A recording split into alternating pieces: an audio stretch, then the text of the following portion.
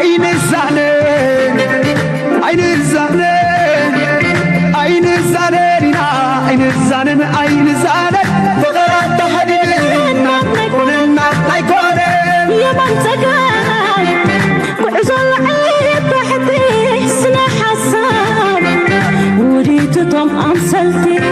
أميلت في أبنو حبيبو أميتنا وسيو كبرمبو نجزانا قبرادزو نجزانا قبرادزو نجزانا قبرادزو أميتنا وتقدمو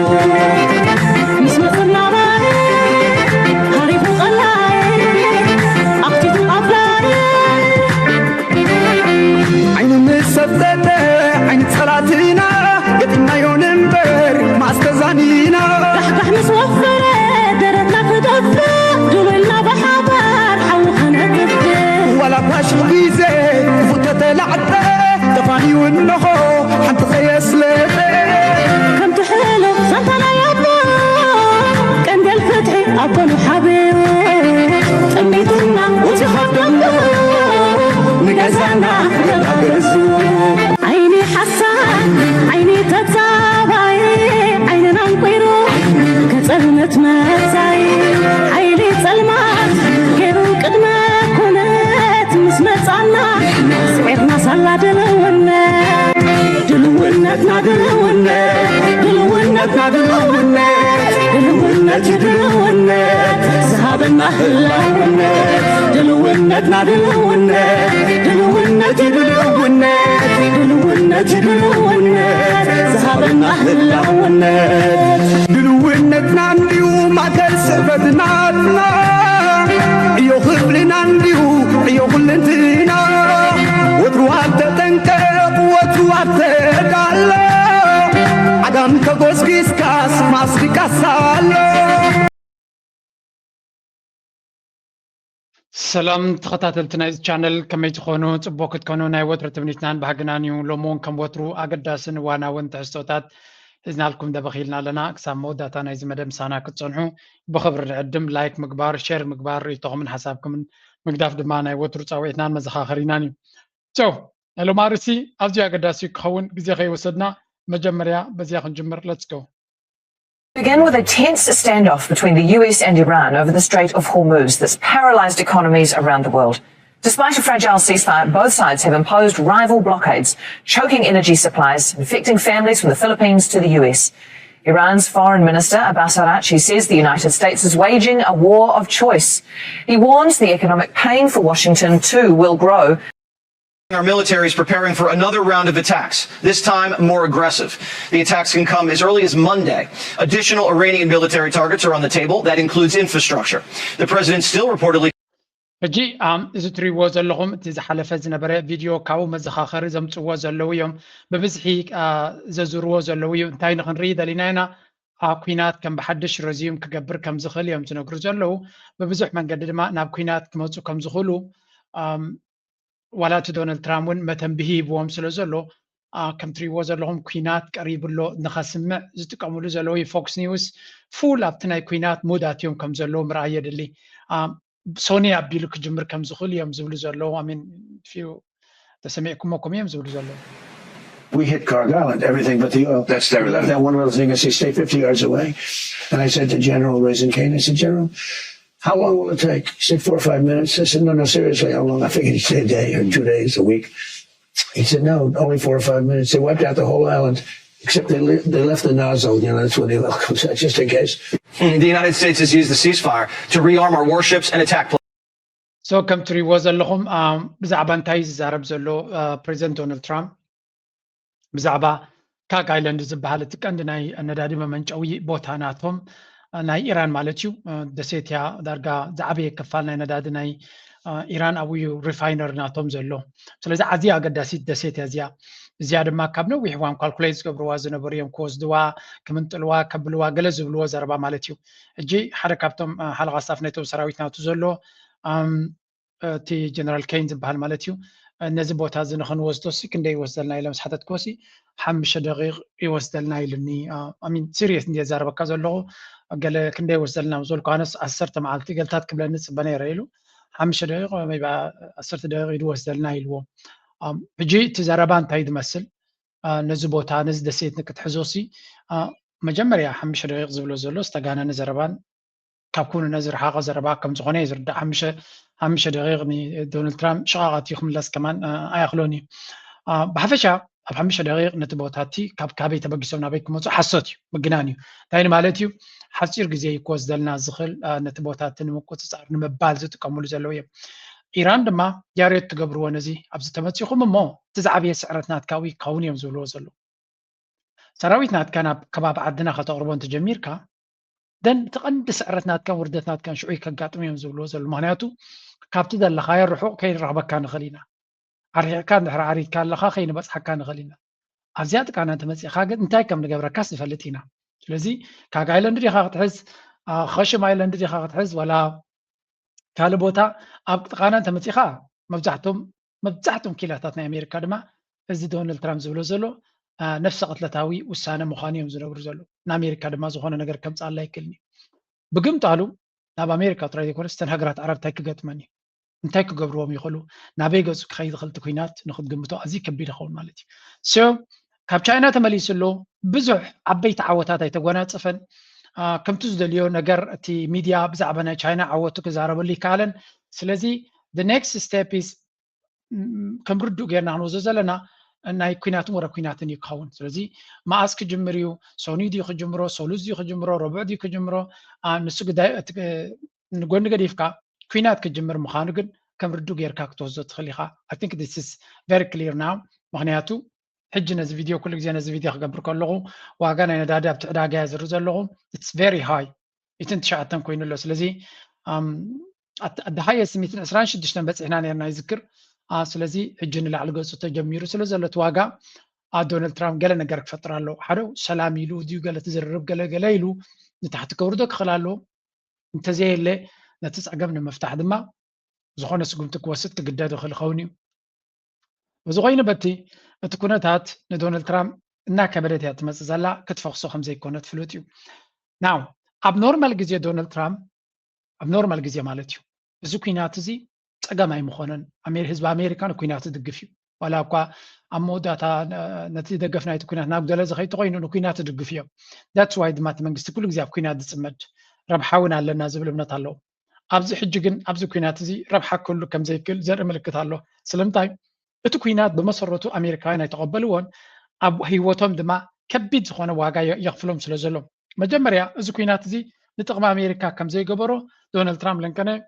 ዓበ ምስጢር ኣጋሊጹሎ መዓት ፀገም ድማ ምስ ክመፀ ምዃኑ ፍሉጥ እዩ On the Iran war, which jumped out at me, and it might to you too. Here it is in SOT7. We're doing it to help Israel and to help Saudi Arabia and to help Qatar and UAE and, Kuwait and other countries, Bahrain. It also helps China.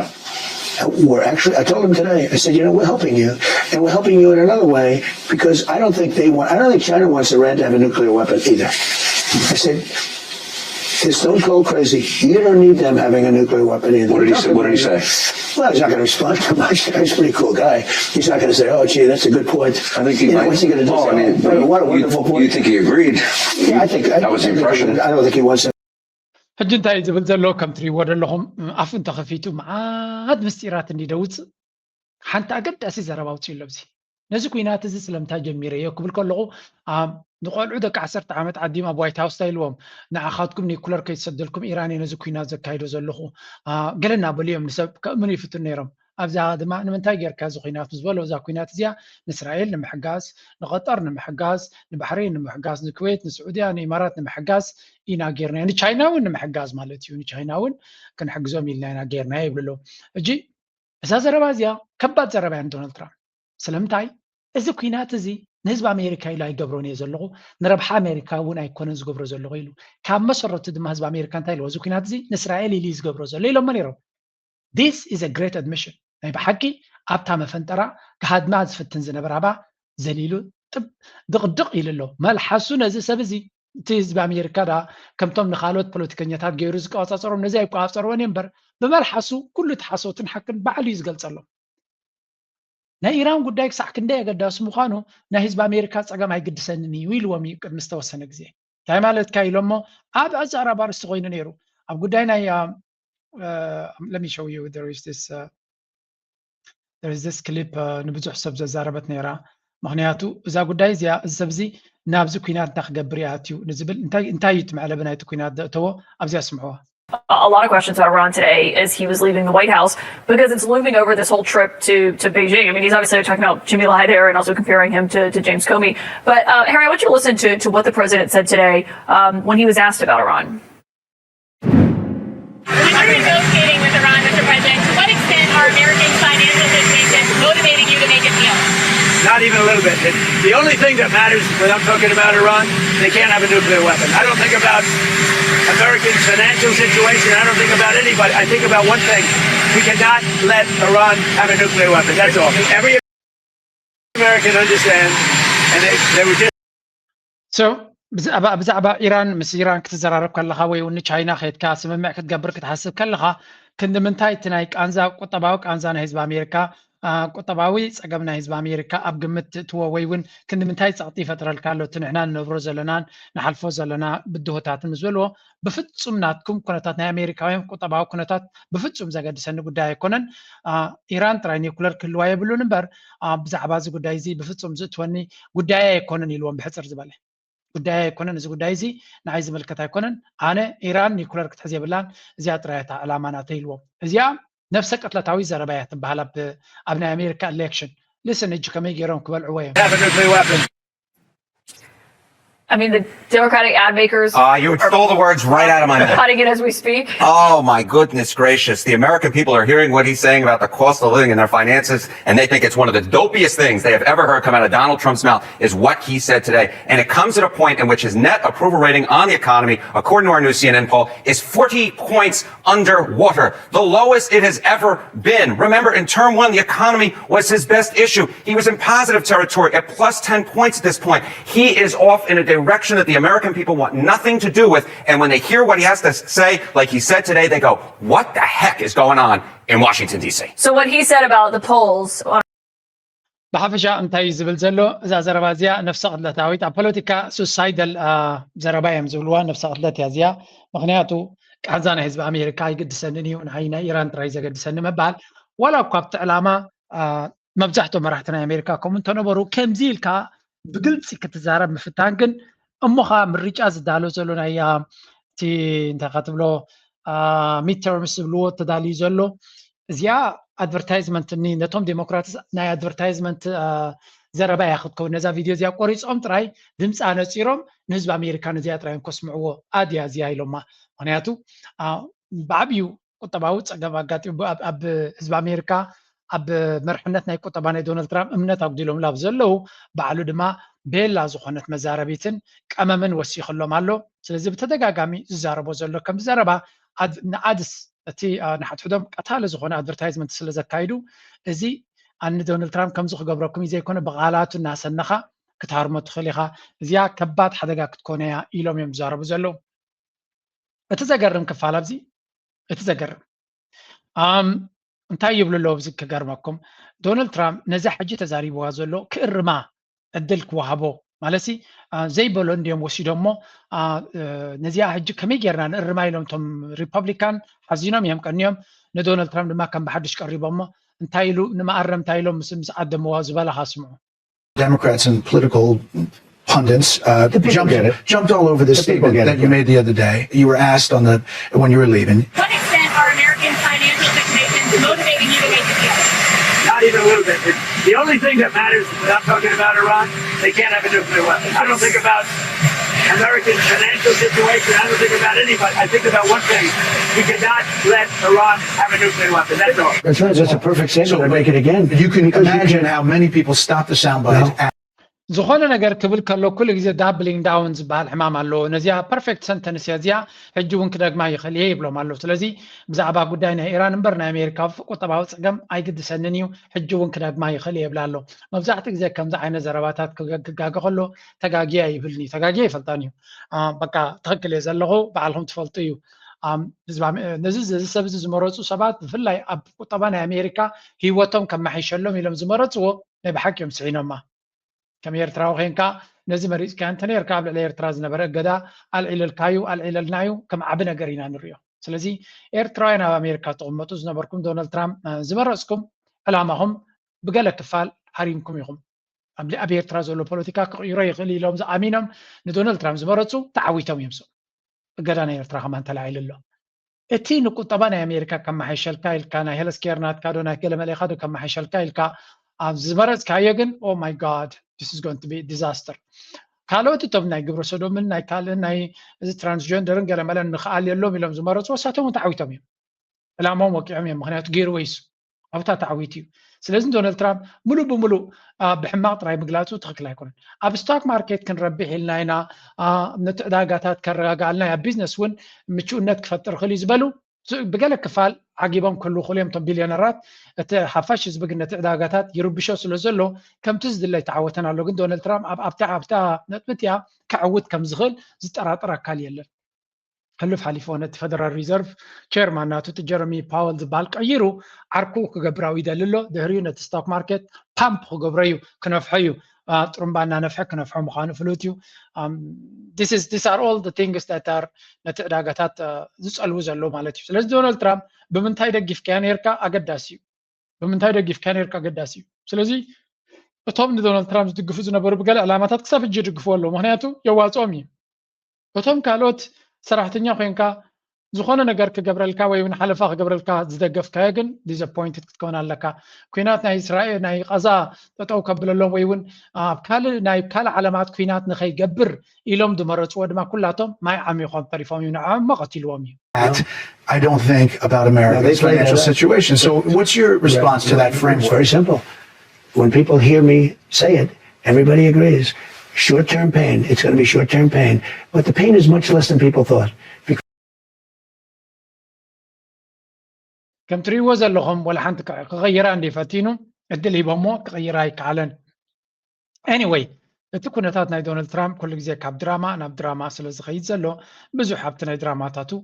كانت أوكراين خلينا أبتي sorry تمليسنا أبتي زقت العرس سجرينا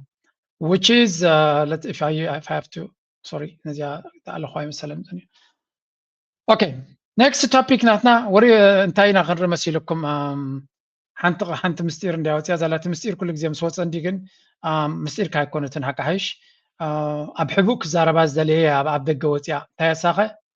that would have been unthinkable at any time from the end of World War II until Donald Trump. The German Chancellor Friedrich Merz said today, quote, "I am a great admirer of America. My admiration isn't growing at the moment, so I wouldn't recommend to my children today that they go to the US, get an education there, and work." زتري وزلهم دما كال فايرال مسج كوينو زلو فايرال كوينو زلو ملختيو انتاي سلستا بحاليو اسكسمع ولا عم بحالاي بنقدون Are we at the start of another round in the very public falling out between U.S. President Donald Trump and German Chancellor Friedrich Merz? The German leader made headlines today saying he wouldn't advise his own children to study or work in the United States right now. But before كم تري وزلهم زي حدا كابتي دون جرمن chancellor فريدريك ميرز تقبرو زلو كتالي بتدقاقامي زقبرو زلو تقامات ويون بأسمز دونالد ترامي زبهال زلو what exactly انتايو جيرو زهجين دهريلكم well this is انتايو يلو دلو مسيلكم أبزي دارقا مبل سالسيتو ديا كندي انديا زلازيا أبزي حالفة ني دونالد ترامب ني إيران بزي استراتيجي خيدو أواريدا يحفيرا سديدات طلع إيران بمبال ني دونالد ترامب أمنا غوت عطر ريكونس دونالد ترامب كساب حمش الشح وتهدرات ناتو كاب أمريكا كوتس كم زمدبه تذكروا يخم سلزي أبزم سيالكم نيره كاوقت يلون نتي نيرحوق ميسايلاتون أي هبني يزبلو سانه هبنيرو الجد ما جرمن chancellor أبكالا قاطعمي ناي أمريكا دقافية وين أمريكا خبروت زلن سبيه نيره جن أبزوانزي تزنبرني أدناقوتنا أمريكا نعبي يكون زخيد زلو ناقود لي زخيد زلو قد حكي ندكاي هجي أب أمريكا كيدوم كنبرو وي I wouldn't recommend my children today that they go to the US, get education there and work there. So لازم ندكاي أب أمريكا كيدوم نك مهارودي ولا نك سرعو أما يتبابع كوا من يبل على مالتيو زي كاب حدا نا أمريكا عمي شرك النزل لو حجر مرحك ما تخلو زجرمي زتراي جنا يكونن ፍሬደሪክ ሜርስ ማለት መን ምዃኑ ክገልጸልኩም እየ ካብ ከምዚ ዓይነት ሰብ እዚ ዘረባ እዚ ክወፅእ ከሎ መርዲኡ ንኣሜሪካ ጥርሕዮም ዝብሉ ዘለዉ simply because of social climate that has suddenly developed there እቲ ፀገም ድማ እቲ ማሕበረሰባዊ ኩነታት ኣብኡ ተፈጢሩ ዘሎ ማለት እዩ ሕጂ ኣሜሪካውያን ብክልቲኡ ሸነኽ ዘለዎ ነዚ ጉዳይ እዚ ብቐሊሉ ኣይወሰድዎን ግን ብውሕዱ እቲ ሊበራል ሚድያ ዝበሃል ስለምንታይ ከምኡ ከም ዝበለ ክርድዎ ጀሚሮም ኣለዉ This month, Chancellor Merz says Donald Trump was being humiliated by Iran in negotiations about an end to Trump's war. Germany, of course, unconditionally surrendered to the United States, ending World War II, and it was America that showed an act of mercy and remarkable economic. ንጀርመን ብዙሕ ዝገበርና ኣለና ብዙሕ ሓለፋት ዝገበርና ኣለና ኣብ ካልኣይ ኩናት ዓለም ኣብ ኢድ ኣሜሪካ ዝተማረኸት ሃገርን ንሕና ድማ ከም ብሓድሽ ብማርሻል ፕላን ጌርና ነቲ ሃገር ዝሃነፅና ንሕና ኢና ነርና ከመይ ገይሩ መራሕና ኣሜሪካ ከምዚ ክብለና ዝኽእል ኣሜሪካን ጀርመንን ዝነበረን ፍቕሪ መወዳእታ የብሉን ኣብ ዘበነ ኦባማ ክመፅእ ከሎ ናብ ስልጣን ኣብ 2008 ማለት እዩ ኣብ በርሊን ንክዛረብ ቅድሚ ምርጫ ናብ ጀርመን ምስ መፀ ኣብ በርሊን ክዛረብ ኣብ ዝቐረበሉ ልዕሊ 200,000 ጀርመናውያን ክሰምዕዎ ኢሎም ወፂኦም ልዕሊ 200,000 እየ ዝብለኩም ዘለኹ this is historic ስለዚ ጀርመናውያን ፍሉይ ፍቅሪ ናይ ኣሜሪካ ዘለዎምን ኣኽብሮት ናይ ኣሜሪካ ዘለዎምን እዮም ስለዚ it's not about Germany እዮም ዝብሉ ዘለዉ ጀርመን ኣይኮነ ወይ መራሕና ጀርመን ኣይኮነን ከም ዝብል ዘሎ እንታይ ዳ እቲ ዶናልድ ትራምፕ ፈጢርዎ ዘሎ ፀገም ዝፈጥሮ ዘሎ እዮም ዝብሉ ዘለዉ away from looking to America. Chrystia Freeland, the former deputy prime. ሕጂ ኣብዚያ ነዚያ ኤክስፐርት ክሓታ እንዲ ተሓቶናቶ ብጣዕሚ እያ ተገርም ትመልስናቶ ብጣዕሚ ተገርም It's so weird, right? Because we both grew up with America as our biggest neighbor and most important partner, a country to which we look to, we vacationed in. You and I both worked parts of our careers in the United States. It's so strange to have a break with one of your closest allies. It's strange and it's dangerous. It's dangerous for America's allies and it's dangerous for America itself. You know, Ali, you are absolutely right to highlight those comments from Friedrich Merz. They're even more shocking than you made them sound because Merz is probably the most pro-American leader in Europe. Exactly. So እዚ ትሪእዎ ዘለኹም ፍሬደሪክ ሜርስ ትበሃል መራሒ ናይ ጀርመን ለሰይ ናይ ስፔን ከም እንተዝብል ነይሩ ናይ ዩኬይ እውን ናይ ገለገለ ከም እንተዝብል ነይሮም ድሓን መበልካ ኢሉ እዚ ሰብ እዚ ግን ካብቶም ኢሊት ናይ ኤውሮጳ እቲ ቀንዲ ናይ ኣሜሪካ መሓዛ በተሓሳስባ ናይ ኣሜሪካ ቅርበ ዘለዎ ሰብ እዩ ሙሉእ ዘበኑ ሙሉእ ዕድሚኡ ዳርጋ ዝበፅሕ ዕድሚኡ ኣብ ናይ ኣሜሪካ ብላክስቶን ዝብል ባንኪንግ ጃየንት ኢንቨስትመንት ጃየንት ኣብኡ ይሰርሕ ነይሩ ስለዚ ናይ ኣሜሪካ ፖሊሲ ናይ ኣሜሪካ ነገር ኩሉ ኣብ ነፍሱ ዝኣተወይ ናቱ ኦርጋናይዜሽን ንባዕሉ ኣትላንቲክ ብሪጅ ዝብል ትካል ኣለዎ ቢንቶ ኣብ መንጎ ኣሜሪካን ኤውሮጳን ድብል ሓደ ኦርጋናይዜሽን ንዑ ዝመርሕ ስለዚ ብዓብዩ ንኣሜሪካ ኣፍልጦ ዘለዎን ኣኽብሮት ዘለዎን ካብ ኣሜሪካ ዝረብሐን ምሳ ዝሰርሕን ዝነበረ እዩ እዚ ሕጂ ዝብሎ ዘሎ ዘረባ ክንዲ ምንታይ ካብ ኣሜሪካ ተስፋ ከም ዝቆረፀ ዘርኢ እዮም ዝብሉ ዘለዉ ሳክት ሕማቕ ኣጀንዳ ዝነበሮ ወይ እውን ብቀደሙ ዘይፈትዋ ዝነበረ ገለ ኮይኑ ይኮነ ናይ ብሓቂ ዝፈትዋ ዝነበረን ንጀርመንን ኣሜሪካን ማራ ዝምድኖም ክቀራረብ ኣለዎ ዕምቆት ክህልዎ ኣለዎ ኢሉ ዝሓስብ ዝነበረ እዩ ዶናልድ ትራምፕ ግን ንብዙሓት ኤውሮጳውያን ከመይ ገይሩ የጓንዮም ከም ዘሎ ዘርኢ ኩነታት እዮም ዝብሉ ዘለዉ እዚ ድማ ንኤውሮጳውያን ማለት ቀሊል ስጉምቲ ይኮነን ዝመፅኦም ዘሎ but at the end of the day ዶናልድ ትራምፕ ድማ ዶናልድ ትራምፕ ምዃኑ ስለ ዘይተርፍ እቲ ኣብ መንጎ ክልቲኦም ዘሎ ኩነታት እናኸፈ ክኸይድ ከም ዝኽእል እዮም ዝነግሩ He used to work for BlackRock. He is a conservative. ብላክስቶን ዝበልኩኹም ብላክሮክ እዩ ትሰርሕ ነይሩ He was the head of an organization called Atlantic Brücke, which means Atlantic Bridge, the bridge between Germany and North America. In 2018, he actually, as head of that organization, gave me an award for furthering transatlantic relations because Canada did a trade deal with Europe. So he has devoted so much of his life to building that transatlantic relationship. It's one of the main things he stands for. And to have him say, I don't think America is a place for my kids anymore, that is huge. ብሓፈሻ ከም ትሪእዎ ዘለኹም መራሕቲ ናይ ጀርመን ኣብ ኣሜሪካ ዝነበሮም ኣጠማምታን ኣረዳድኣን ትዕዝብትን ናይ ብሓቂ ዝገርም ብፍላይ ድማ ከም በዓል ፍሪድሪክ ሜርስ ክመፅእ ከሎ እቲ ዘረባ ናይ ብሓቂ ዘገርምን ዘሰንብድን እዩ ምክንያቱ ደቀይ ናብኡ ክኸዱ ይክእሉን እዮም ናበለ ኣብዚ ዓቢሉ ወረብ ተዛሪቡ ናይ ምንባር ምቹውነት ከም ዘይብሉ ብዙሕ እዩ ዝዛረብ ስለዚ again እዛ ኣብ መንጎ ክልቲአን ሃገራት ዘጋጥም ዘሎ ፀገም ብቐሊሉ ክፍታሕ ዝኽእልን ክስገር ዝኽእልን ኢልካ ክትዛረበሉ ትኽእል ነገር ኣይኮነን ዶናልድ ትራምፕ ኣብ ዝሓለፈ እውን ናልኩም ኣብዚ ከም ትብልዎ ዘለኹም the American quite obviously went into this war without any strategy whatsoever زي ዝኾነ ይኹን መደብ ናብ ኩናት ኢራን ከም ዝኣተውን ኢራን ድማ an entire nation is being humiliated by the Iranian leadership እዚ ኣሜሪካ ብዓባያ ድማ ክትዋረድን ክስዕናን ትውዕል ኣላ ኢሉ ድማ ቅድሚ ዝተወሰነ ግዜ ተዛሪቡ ነይሩ ስለዚ ወላ ጀርመናውያን ፍርሂ ሕዲሩሎም ዘሎ እንታይ ወሪዱ ወይ ሰብኣይ እዚ ተፀኒዑ ከም ዝዛረብ ዘሎ እዮም ዝብሉ ዘሎ ከኣሜሪካ ክፈርሑ መዓት እዮም ከም ጀርመናውያን ከኣሜሪካ ዝፈርሃ ንሪኦ no idea what he was talking about and that it was ትራምፕ ድማ ተፀሪፉ ስቂሉ ገሲምዎ ዝኸይድ መራሒ ድማ ኣይኮነን ካልኦት መራሕቲ ንስለ ዕርክነት ኢሎም ሸፈፍ ብሎ እዮም እዚ ግን ብዛዕባ እንታይ ከም ዛረብ ዘይፈልጥ ድንዙዝ እዩ ጥዑይ እንተዝኸውን ሃገሩ ፅቡቅ ገይሩ መማሓደረ እናበለ ከዓ ንሱ ብርቱዕ ዝኾነ መልሲ ይቦ ንሱ ጥራይ ኣይኮነን ብተግባር እውን መልሲ ይቦ ወይ ዶናልድ ትራምፕ ስቂሉ ብዘረባ ጥራይ ዝሓልፍ መራሒ ኣይኮነን President Donald Trump has recently halted plans to deploy American intermediate-range missiles to Germany. The weapons were intended to serve as a deterrent against Russia. Germany possesses no land-based medium-range cruise missiles of its own and is seeking alternatives. With Russia's war still raging in Ukraine and European militarization rapidly accelerating, many are wondering whether ከም ትሪእዎ ዘለኹም ነዘን ሾርት ሬንጅ ታማሃክ ሚሳይልስ ዝበሃላ ዝነበራ ንፑቲን ንመፈራርሒ ክጥቀምሉ ዝሓስቡ ዝነበሩ ንዓታተን መሃባቢዎም ማለት እዩ ስለዚ እንድሕሪ ደሊኹም ሽግርኩም በዓልኩም ተጣፊኩም ክትፈትሕሉ ትኽእሉ መንገዲ እምበር ኣነ ሂበኩም ወረቅ ሰራዊተይ እውን ከጉድልየ ብምባል ከፈራርሆም ጀሚሩ ማለት እዩ ስለዚ ጀርመን ኣብዘይ ኩነታት እዩ ዝዛረብ ዘሎ ሰብኣይ እዚ ክልክመና እዩ ዝብል ናይ ጀርመን ኣብ ጀርመን ፍርሂ ስለ ዘለዎም መሊሶም ነዚ ኩነታት እዚ ምሽ ሚሳይል ክበኩም ሰራዊተይ እውን ክስሕበልኩም የናበለ የፈራርሆም ከም ዘሎ ይዝንገር ሶ ንሳቶም ኣብ ከምዚ ዓይነት ራዕድን ፍርህን ኣብ ወዲቖምሉ ዘለዉ ፑቲን ድማ መሊሱ ነቲ ዩክሬን ዝበሃል ከም ሕሱም ክድብድብ ኢና ንሪኦ ዘለና ብርቱዕ ዝኾነ ደብዳብ ኣብ ልዕሊ ዩክሬን ይካየድ ከም ዘሎ ንዩክሬን ዳርጋ መራይ ዝሃስያ ዘሎ እዮም ዝብሉ ዘሎ ብርቱዕ ዝኾነ ሓደጋ ኣብ ልዕሊ ዩክሬን ይወርድ ከም ዘሎ there was this report if I find it ክበኩም እየ ስለዚ ኩሉ ንሪኦ ዘለና ኩነታት ኣዝዩ ከቢድ ኩነታት እዩ ተፈጢሩ ዘሎ and ኤሮፓውያን ምስ ኣሜሪካ ይተኣመምን ኣሎ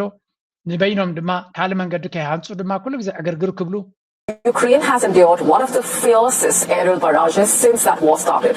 In just 3 days, Russia launched about 50 missiles, over 1,500 drones, leaving 24 dead, more than 100 injured, as explosions ripped through parts across the country. Experts say Moscow is now using a deadly new double-tap attack tactic.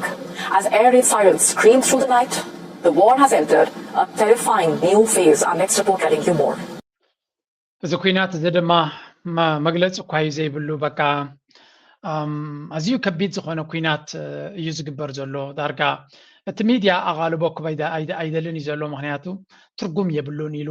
ስለ ዝሰልችዎ እቲ ሚድያ እቲ ዩክሬን ብዙሕ ትድብደብ ዘላን ተዓኑ ዘላን መንታይና ክንሪየሉ ካብ ዝብል እዩ ዝመስል ዳርጋ ፑቲን ስቂሉ ዝጭፍጭፍ ዘሎ ግን እቶም ዩክሬናውያን ሓንቲ ከይገበሩ ይሞቱ ኣለዎ ክብለኩም ኣይክእልኒ they are really destroying Russia as well ብፍላይ ኣሜሪካ እንታይ ትገብር ዘላ ነዘን ሃገራት ዓረብ ብምልእ ነዳድየን ከምዘይሸጣ ጌራተን ኣላ ብሰንኪ ወሽመጥ ሕርሙዝ ኢልና ምሽ ኩናት ኣበጊሳ ንራሽያ ድማ ዩክሬን ኣብቲ ናይ ኤነርጂ ሪፋይነሪስ ጥራይ እዮም ዝትክሱ ዘለዉ ናይ ራሽያ ነዳዲ ብምሻጥ እያ ትረብሕ ዘላ ዝብል እምነት ስለ ዘሎ ኩሉ እቲ ዘለዎም ድሮናት ይኹን ገለመለ ብሓፈሻ ብናይ ሓገዝ ናይ ኣሜሪካን ቴክኖሎጂ ናይ ኣሜሪካን ተሰኒዮም ማለት እዩ ነቲ ናይ ተኻትብሎ ናይዚ ነዳዲ መፃረይ ድዩ መውፅእ ናይ ነዳዲ ድዩ መኻዚኖ ናይ ነዳዲ ድዩ ገለ ንዑታት ኣብ ዝተፈላለየ ግዜ ዕንቅፋት ፈጥሩሎም ከም ዘለዉ ርዱ ጌርካ ምውሳድ የድሊ ስለዚ ኣሜሪካ ነዚ ኩሉ ረኪበየ ኣለኹ ትብሎ ዘላ ነዳዲ ዓለም ሙሉ ንዑ ክገዝእ እንድሕሪ ኮይኑ ንካልኦት ሃገራት ብውግእ ንገሊኦም ብዕፅዋ ንገሊኦም ብገለ ጌራ ጠጠው ከተብሎም ክትከላ ኣለዋ ነቲ ዕዳጋ ድማ ዶሚኔት ገይሮም ንሳቶም ጥራይ ክሸጥሉ ዝኽእሉ መንገዲ ክፈጥሩ ክኽእሉ ኣለዎም ስለዚ እቲ ኣካይዳ ናይ ዓለም ንሪዮ ዘለና ዘገርምን ዘስደምምን እዩ ግን ኢዝ ወት ኢዝ ስቂልካ ዝረአ ነገር ወይ እውን ስቂልካ ሸለሊልካ ክትሓልፎ ትኽእል ነገር ኣይኮነን ራሽያ ነቲ ኩናት ክውድዎ ቀሪቦም ኣለዉ ክብለኩም ኣይክእልኒ ምክንያቱ ኣይ ዶንት ቲንክ እቲ ኩናት ኣብኡ ክውዳእ ዝኽእል ብጣዕሚ ከቢድ ዝኾነ ኩናት እዩ ዝካየድ ዘሎ and ያ ከም ትሪእዎ ዘሎም ሓደሽቲ ዓበይቲ ሚሳይላት እውን ኣታታቲና ኣለና ብል ቀኒ ፑቲን and he's using them brutally ከም ትሪእዎ ዘለኹም እንወት መዓት እዩ ዘሎ ብዝኾነ እቲ ተዛርቦም ዘሎ ኤሮፓውያን ኣክንደ ነዚ ጉዳይ ዝፈቲሖም ናብ ካልኦም ዝሓልፉ ሚሳይላት ክገዝኡ እዮም ዝፍትኑ ዘለዉ ኣሜሪካ ድማ ነዲኹም ኣይውረዱላ ኢላቶም ኣላ ማለት እዩ ምክንያቱ ምስ ዶናልድ ትራምፕ እናተሰሓሓብካ ሚሳይላት ክበካ ኢልካ ምሕሳብ እውን ንባዕሉ ነፍሱ ዝኻለ የዋህነት ዲና ክንብሎ ወላ ዕንጅልና ኢና ክንብሎ እሱ ንበይን እዩ ኣብዚ ዘበን እዚ ኣሜሪካ ቁርብትለይ ብፍላይ ዶናልድ ትራምፕ ትዕቢት ዲኻ ክትብሎ ዕሽነት ዲኻ ክትብሎ ጽላለ ዲኻ ክትብሎ አንቂድዎ ዘሎ መንገዲ ዘፍርህ እዩ ንኣብነት ትማሊ ንካናዳ ክልክማየ ክጥርንፋየ ኢሉ ይዛረብ ጸኒሑ ሕጂ ድማ ንኻልእ ሓንቲ ሃገር ኦልሞስት ክጥርንፋ ተዳልዩ ከም ዘሎ እዩ ዝንገር ዘሎ እዚያ ስምዑ እስኪ keeps talking about Venezuela as the 51st state. I just mentioned that social media post that he posted with the 51st state and the map of Venezuela. He also talked about this in detail earlier this week to a Fox News reporter who was really a bit taken aback by it. So I just want to play what John Roberts said right after he spoke to President Trump. He kind of surprised me a little bit because he said, John, I just want to tell you, I'm very serious about this. So you can talk about this. I'm serious about beginning a process to make Venezuela the 51st state. ሕጂ እዚ እትሪእዎ ዘለኹም ዘገርም እዩ ቬኔዙዌላ ኒኮላ ማዱሮ ጠርኒ ጨውዮም ድሕሪ ምውሳዶም ንኢራን ድማ ከም እዛ እትሪእዋ ዘለኹም ድማ እታ ኣብ ስደት ኮይና ፕሬዚደንት ናይ ቬኔዙዌላ ክትከውኒ ኢሎም መብፅዓ ዝኣተውላ እያ ክሳብ ሕጂ ኩርሳ ትፅበላ ዶናልድ ትራምፕ ግን ኣይፈተዋን መስለኒ ናብቲ ኩርሲ ከምፃ ኣይደለየን ብሓፈሻ ሪጋ ትፅበ ዘላ ኣብ ደገ ኮይና ሕጂ ዶናልድ ትራምፕ ነታ ቬኔዙዌላ ሲ ንዓኸ ኮይኮነን ክባሲ ንባዕሉ መበል 51 ስቴት ገይሩ ኣካል ናይ ኣሜሪካ ክገብራ ይሓስብ ከም ዘሎ ጥራይ ደይኮነ ከምኡ ክዝረብ ፀኒሑ እዩ ግን ንሓደ ጋዜጠኛ ናይ ፎክስ ነዚ ነገር እዚ ዝያዳ ክትዛረበሉ ደልየልካ ኣለኹ ኢሉ ሃንደበት ንቬኔዙዌላ ኣካል ናይ ኣሜሪካ ክገብራ ንካናዳ እንድዩ 51 ክገብራ ኢሉ ዝዛረብ ነይሩ ሕጂ ግን ካብ ካናዳ ንላዕሊ ቬኔዙዌላ መበል 51 ስቴት ናይ ኣሜሪካ ክንገብራ ኢና እዩ ዝብል ዘሎ እዮም ዝብሉ ዘሎ ስለዚ ናይ ብሓቂ ዘገርም እዩ እታ እዞም ዕሱባት ምስ ኣሜሪካ ዝሰርሑ ክሳዕ ክንደይ ሞራል ዘይብሎም ምዃኖም ነዚያሲ እንታይ ይስማዓክ ኣሎ ኢላ ምስ ሓተተታ ትምልሶ ስምዑ Okay, how do you even respond to that?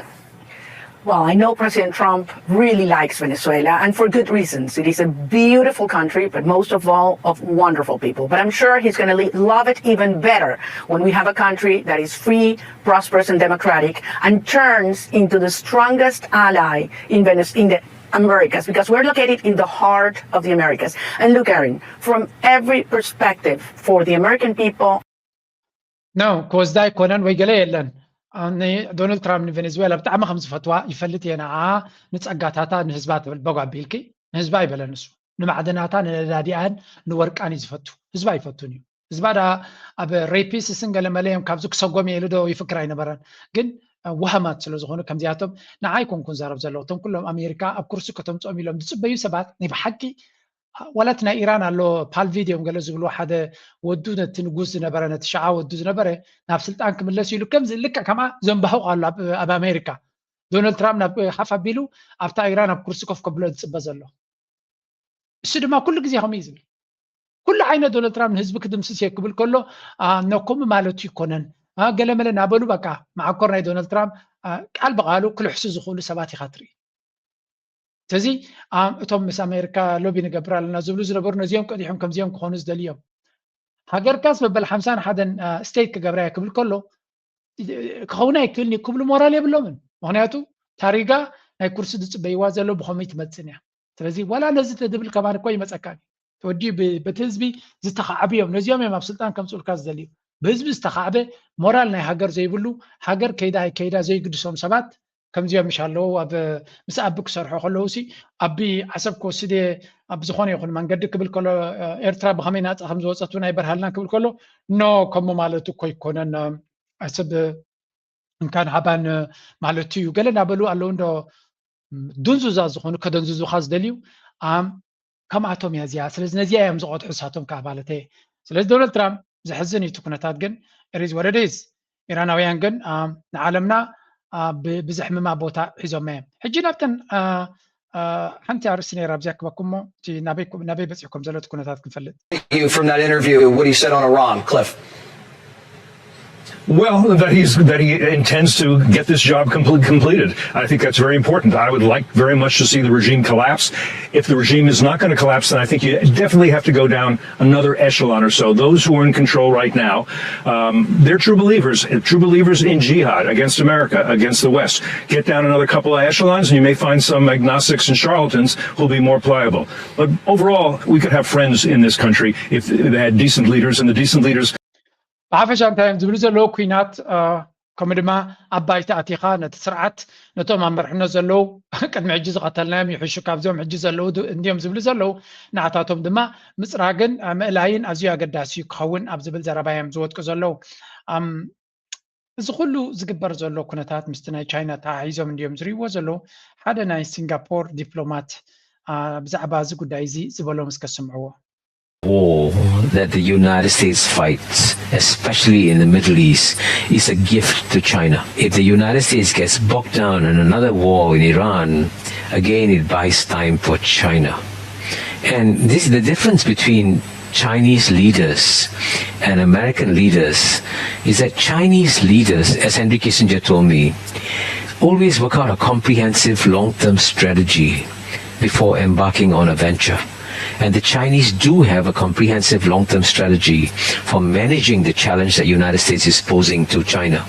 By contrast, the leaders of the United States, and I don't mean Republicans only, by the way, it's both Democrats and Republicans, have not worked out an equally comprehensive long-term strategy for managing the return of China as a great power. ከምዚ ትሪእዎ ዘለኹም ፕሮፌሰር ኪሾር ማሕበባኒ ዝበሃል ናይ ዩኤን ሴኪሪቲ ካውንስል ፕሬዚደንት ዝነበረ እዩ ዓብ ዲፕሎማት ናይ ሲንጋፖር እዩ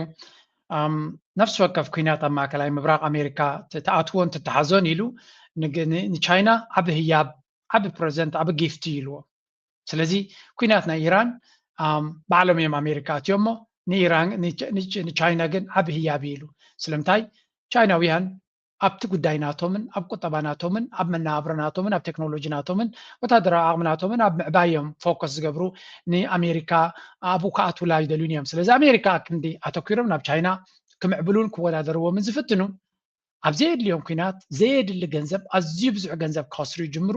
እቲ ክሳራታት እቲ ድማ ውዒሉ ሓዲሩ ተገምጢሉ ስለ ዝመፆም ኢት ሄርትስ ደም ይሃስዮም ይጎድኦም እዮም ዝብሉ ዘለዉ ስለዚ ኩሉ እዚ ንሪኦ ዘለና ናይ ብሓቂ ዘገርም ኩነታት ምዃኑን ኣብ መወዳእታ ቻይና ናይ ነዊሕ ርሑቕ ዝጠመተ ስትራቴጂ ኣለዎ ኣብዚ ሓፂር እንታይ ትገብሮም ኣለኻ ብኸመይ ዶናልድ ትራምፕ ሕጂ ኣሽክዕዮም 200 ነፋሪት ገዚኦም ናይ ገለመለ እዚ ሕጉሰይን ዶናልድ ትራምፕ ወይ እውን ሶያቢንስ ክገዚኦም ከምዚ ክገብሩ እዮም እዚ ናይ ሓፂር ገይም እዩ ቻይናውያን ናይ ሎንግ ገይም እዮም ፀወቱ ኣሜሪካውያን ክገብርዎ ዘይደልዩ ኣብ ሓፂር ጥራይ ስለ ዝሓስቡ ኣብ ነዊሕ ብኸመይ ከነጥቅዕ ንኽእል ሎሚ ሕድገታት ክንገብር ንኽእል ኣብ ነዊሕ ግዜ ግን ንዓና ተኣማንቲ ከም ንኸውን ሃገራት ንዓና እምነት ከም ዘውድቃልና ኣብ ግዜ ሽግርና እውን ወላ ሕማቅ ክገጥመና ከለውን ሕማቅ ዘይንገብር ምዃንና ከነፍልጥ ክንክእል ኣለና ይብሉ ኣለዉ እታ ናይ መወዳእታ ድማ እዚ ጉዳይ ሕጂ ጠዋብዮም ኣብዚ ናይ ኩናት ናይ ኢራን ኣብዚ ናይ ታይዋን እንዲኦም ክእትዎም ዝፍትኑ ዘለዉ እዚ ኩናት ናይ ታይዋን እንታይ ክኸውን እዩ ናበይ ክኸይድ እዩ ቤን ክእተው እዩ ኣብኡ ክኣቱ ድዮም ኣሜሪካ እንታይ ክትገብር እያ ገለ እንዲኦም ዝብሎም ዘለዉ ቻይናውያን ድማ ኣብዚኣ እውን ቤላ ገይሮም ክወፅዋ ምዃኖም እዮም ዝነግሩ ዘለዉ ቻይና ኩናት ዝበሃል ኣይደልዩን እዮም ዘለዉ ሕጂ clash between the US and China or no? The clash will only happen over Taiwan. And I do not believe what the Americans have been saying for the last 10 years that, tomorrow they will attack Taiwan, they will take Taiwan. No, Chinese will not do that. You please understand, and they also need to understand that Chinese waited 99 years to get Hong Kong back. They waited 104 years to get Macau back. And why should they go and attack Taiwan, which are their own people, and the Taiwanese are... Exactly. ቻይናውያን ብፍጹም ኩናት ኣይገብሩን እዮም ታይዋን ኣገዳሲት እዮም ኩናት እንተኮይኑ ንታይዋን እዮም ክገብሩ ዝኽእሉ ግን ንታይዋን ንምውሳድ ግን ኩናት ክገብሩ ይኮኑን ምክንያቱ ኣብ ዓለም ንትዕግስቲ ከም ቻይና ዝፈልጣ የለን ኢሎም እንታይ እዩ ትዕግስቲ ግን ትዕግስቲ ሰቂልካ ኢትካ ነገር ሃነጥ ኣሜሪካ ኣይኮነን ቁጠባኻ እናሃነፅካ ወታደራዊ ዓቕምኻ እናሃነፅካ እንግሊዝ ንሆንግ ኮንግ ክብዎም ከለዉ ብዘለዎም ዓቕሚ ቁጠባ ይኹን ቴክኖሎጂ ምስ ቻይና ክወዳደሩ ከምዘይክእሉ ምስ ተረድኦም ኣባ ከሎ ንቻይና ፀኒሖም ድማ ንመካው ኣረኪቦሞም 99 ዓመት ተፀቢዮም ንመካው ድማ 104 ዓመት ተፀቢዮም ተቐቢሎምን ስለዚ ታይዋን is just the next one maybe 10 ዓመት እዮም ክፅበዩ ብሕጂ it doesn't matter ንኽንደይ ክፅበዮም ተፀቢዮም ክወስድዎ እዮም so they know patience ትዕግስቲ ጥራይ ዘይኮነ ኣብ ካልእ ብተዓፃፃፊ ብቴክኖሎጂ ብቁጠባ ብተዓፃፃፊ ክትዓቢ እንተጀሚርካ እቲ ፀላኢኻ የዋፅኦ ድያ ይዋፅኦን ኣብቲ ካልኩሌሽን ናቱ እውን ስለ ዝርድኦ ጠቕላላ ገዲፍልካ ክወፀሉ ዝኽእል ተኽእሎ ስለ ዘሎ ቻይናውያን በዚ ናይ ኣሜሪካ ዝፈጥሩሎም ዘለዉ ብድሆታት ይኹን ናይ ታይዋን እናበሉ ኣብ ድራማ ክእትዎም ዝፍትኑ ዘለዉ ኣብታ ጉድጓድ ናቶም ክኣትዉ ከምዘይኮኑን እንታይ ዳ تعجست جيروم استراتيجي أمريكان حتحدهم أبكالو كينات كاتويم أبكال عدا كاتويم أبكال شجر كاتويم ساتهم ناتبالعو نحنا الأمانة كنهرمينا يمزولو زلو سلازي اتزغط الهجي بعبيو نايكرن أفريقيا إنا غنري مغنياتو إذن هقرات عرب في الله خليج أبكرن أفريقيا زلون استراتيجي كم معلتنا معلتي إنا تغييري متسالو أمريكا بعبي أدما أبكرن أفريقيا ناتا فلوز خون استراتيجيون حزا غريبة لا نزون كن رياكم فتنا. Diplomatic development may now be unfolding in the Horn of Africa. After months of rising tensions, military signaling, and fears of renewed regional tension, Ethiopia and Eritrea have reportedly opened direct negotiations aimed at reducing cross-border friction and rebuilding political trust. According to emerging regional reports, high-level delegations linked to the Ethiopian federal government ዜና ላጋራችሁ ከጦርነት 10 ቢሊዮን እጥፍ የሚሻል ጊዜም ገንዘብ ሁሉን ነገር የሚቆጥብ መልካም ዜና። ኤርትራው ፕሬዝዳንት ኢሳያስ አፈወርቂ ወደ አዲስ አበባ፣ ጠቅላይ ሚኒስትር ዶክተር አብይ አህመድ ወደ አስመራ የማይቀር ጉዞ ነው ጠብቁ እየተባለ ይገኛል። ምክንያቱም በሁለቱም መሃል የጦርነት አዋጅና ነጋሪት ሳይሆን የሰላም ስምምነት ተደርጎ ለዘላቂ መፍትሄ በምስራቅ አፍሪካ ይሰማል እየተባለ ይገኛል። ይህ ዜና ከጭምጭምታ የዘለለ ይሄ ነው የሚባል ምንጭ የለውም። ነገር ግን በጠዋቱም ቢሆን በጭምጭምታ ደረጃ እንኳን ከዚህ የተሻለ የሚያስደስት ዜና የለም። كم تريوم زلهم زينا زي قنيو سلمتاي دمصالكم زلهو سلمنتاي انتاي زبل حبريتا كحبولنا سلازدليوم كمزي زينا كوبو قنيوم بغنياتون دحريلكم always እንዳብልጽግና ገይምናቶም ከነስተዑለሉ ደህር ጀሚርና አለዎ የሚገለ ነገር ሰበር ምላችሁ መሬት ላይ ባለው ግን በቀጣይ ጥቂት ጊዜ ውስጥ ወር ይፈጃል ወይ 2 ወር ይፈጃል ወይ ነገር ግን በመጪዎቹ ጥቂት ጊዜያቶች ክቡር ጠቅላይ ሚኒስትር ዶክተር አብይ አህመድ ወደ አስመራ ያቀናሉ። በተመሳሳይ ክቡር ፕሬዝዳንት ኢሳያስ አፈወርቂ ወደ ኢትዮጵያ ይመጣሉ። በዛም የሁለትዮሽ ግንኙነትን እስከ ዛሬ ከነበረው ከም ትሪዎም ዘለኹም ማለት ናይ ኢትዮጵያ ፕራይም ሚኒስተር ናይ ኤርትራ ክኸይድ ነስመራ ክኸይድ ባህግኹም ዘሎ ርዱእ ጌርና እንዲና ንወስዶ ናይ ኤርትራ ፕሬዚደንት ኣዲስ ኣበባ ክኸይድ ግን ካብ ምንታይ ተበጊሶም ከምኡ ክብሉ ክኢሎም ካልኣርስቲ እዩ ሕጂ እታ ዘረባ ስለምንታይ እዚያ ዘረባ እዚኣ ምንጫ ዘይተፈልጠ ኣሜሪካ ከምኡ ከም ትደሊ ዘላ ንፁር ዝኾነ ስእሊ ከይተረኣየ ክነፍሕዋ ፀኒሖም ንዝብል ቢካዝ they know something is cooking ገለ ነገርሲ ከም ዝመፅኦም ዘሎ ይፈልጡ ነይሮም and that is ካብታ ዝበርዋ እኮ ይወፅን እዮም ኩሉ ግዜ ድቦላ ናብ ኤርትራ ገፁ ክመፅእ ምዃኑ ይፈልጡ ነይሮም ምክንያቱ ኣሜሪካ ሸምጊላ ንኤርትራን ኣሜሪካ ምስ ኤርትራ ብቐጥታ ክሰርሕ ኣብ ትደልየሉ ዘላ ግዜ እንታይ ሓስቡ ነይሮም ሶም ኣሜሪካ ሸምጊላ ሸማጊላ ምስ ኤርትራ ከተራኽቦም ትኽእል ይመስሎም ነይሩ ንመና ውፅያ ንግብፂ ዘሎ ቦታ ግደፍ ኢሎማ ኢትዮጵያ ምስ ኤርትራ ዝምድና ንክትገብር ግብፂ ካብቲ ቦታ ክትእለ ከምኡ ይመደቦም ነይሩ ወዮ ግብፂ ከዓ ነዚ ነገራት እዚ ሲሪየስ እዮም ዝርእይዎ መስለኒ እዚ ናይ ብልፅግና ምንቅስቃሳት ለንቀነምሽ ብዙሕ ከምዚ ምስ ኤርትራ ርክብ ክገብሩ እዮም ከምዚ ክግበር እዩ እናተባሃለ ይዝረብ ነይሩ ንሕና እንታይ ንብል ነርና እዚኣቶም ከዓ ሓሶት ዘይምነዎም ገለ ይድብል ነይሩ ኤርትራዊ ግብፃውያን ግን ገጋ ክላለ እምበር ሲሪየስ እዮም ዝወስድዎም መስለኒ عندما سقمتي إذا تريوا زلهم يوم تب قبل منيستر قدات وصاينا يجبتي أبس مرة تبي لله مالتي so this tells you something إيرترا ببزح من قد تهدن كم زلا إيرترا دما كارتات ناتا صبوق يرات صوت لهم زلا أما وده تدما إيرترا زدلي وأزيم بزحاتيهم زد اليوم هني عندما خل ترفعلو they really need Eritrea أبزوانزي هنياتو كل سبنا ناتا أجندة ديزلوا إيرترا وناتا أجندة لوا ግን ናትካ አጀንዳ ድማ ምስ ኩሉ ተተሓዋዊሱ ጥራዩ ትርጉም ዝባካ because at the end of the day ኤርትራ ንዘለዋ ዕድላት ተጠቂማ ንረብሓ እንተዘይቀይራቶ እውን ጥቕሚ የብሉን ኣነ ስለዚ ኤርትራ ነቲ ዘለዋ ኩነታት ናብ ረብሓ ከተውዕሎ እያ ትደሊ ልዕሊ so ሕጂ ኣሜሪካ ናባና ትገብሮ ዘላ ንርኢ ኣለና ብዓብዩ ምስ ኤርትራ ክሰርሕ ናብ ኤርትራ ገፃ ትቐርብ ኣላ ግብፂ ድማ እታ ቀንዲ ሸምጋሊት ናይቲ ጉዳይ ከም ዝነበረት ካ ንፈልጥ ስለዚ ግብፂ እንታይ ክገብሩ መፅኦም ኣለዉ ሕጂ ነዚ ምርኣይ ከድልየና እዩ መጀመርያ እቲ ሓበሬታ ከም ትሪእዎ ዘለኹም ካብ ብዙሓት ምንጭታት ይወፅዩ ሓንቲ ካብቲ ቅድሚት ዝወፀ ፀብፃባት የኮስ ጀሚረ ኤርትራን ኢጅፕት ሳይን ማሪታይም ትራንስፖርት ኮርፖሬሽን ኣግሪመንት እዛ ማሪታይም ትራንስፖርት ኮርፖሬሽን ማሪታይም ናይ ሓይሊ ባሕሪ ጥራይ ተሰሚዖም ብልፅግና ኣይ ቲንክ ቼክ ምግባር ከድልዮም ይሓድዮም ጥቢኢሉ ከይህሉ ስለዚ ኣብ ናይ ሎሚ መገሻ ኣብዚ እውን እንታይ ኢሎም ኣሎ ስፍሕ ዝበለ መግለፂ ኣብ ካሊእ ይርኢ ኣለኹ Egypt's Foreign Minister Badr Abdulati and Transport Minister Kamal Al-Wazir met with Eritrean President Isaias Afwerki in Asmara to discuss boosting bilateral and coordination on the Red security and developments in the Horn of Africa. ስለዚህ ግብፂ ፍሉይ ልኡኻና ብኤርትራ ሰዲዳ ዘላ ምስ ኤርትራ ክትዘራረብ ምዃናን ብጉዳይ ናይ ቀይ ባሕሪ ድማ ቀዳማይ ኣጀንዳ ናቶም ከም ዝኾነ እዩ ዝንገር ዘሎ ጉዳይ ናይ ባሕሪ ቀዳማይ ኣጀንዳ እዩ ክንብል ከለና እንታይ ማለት እዩ መጀመርያ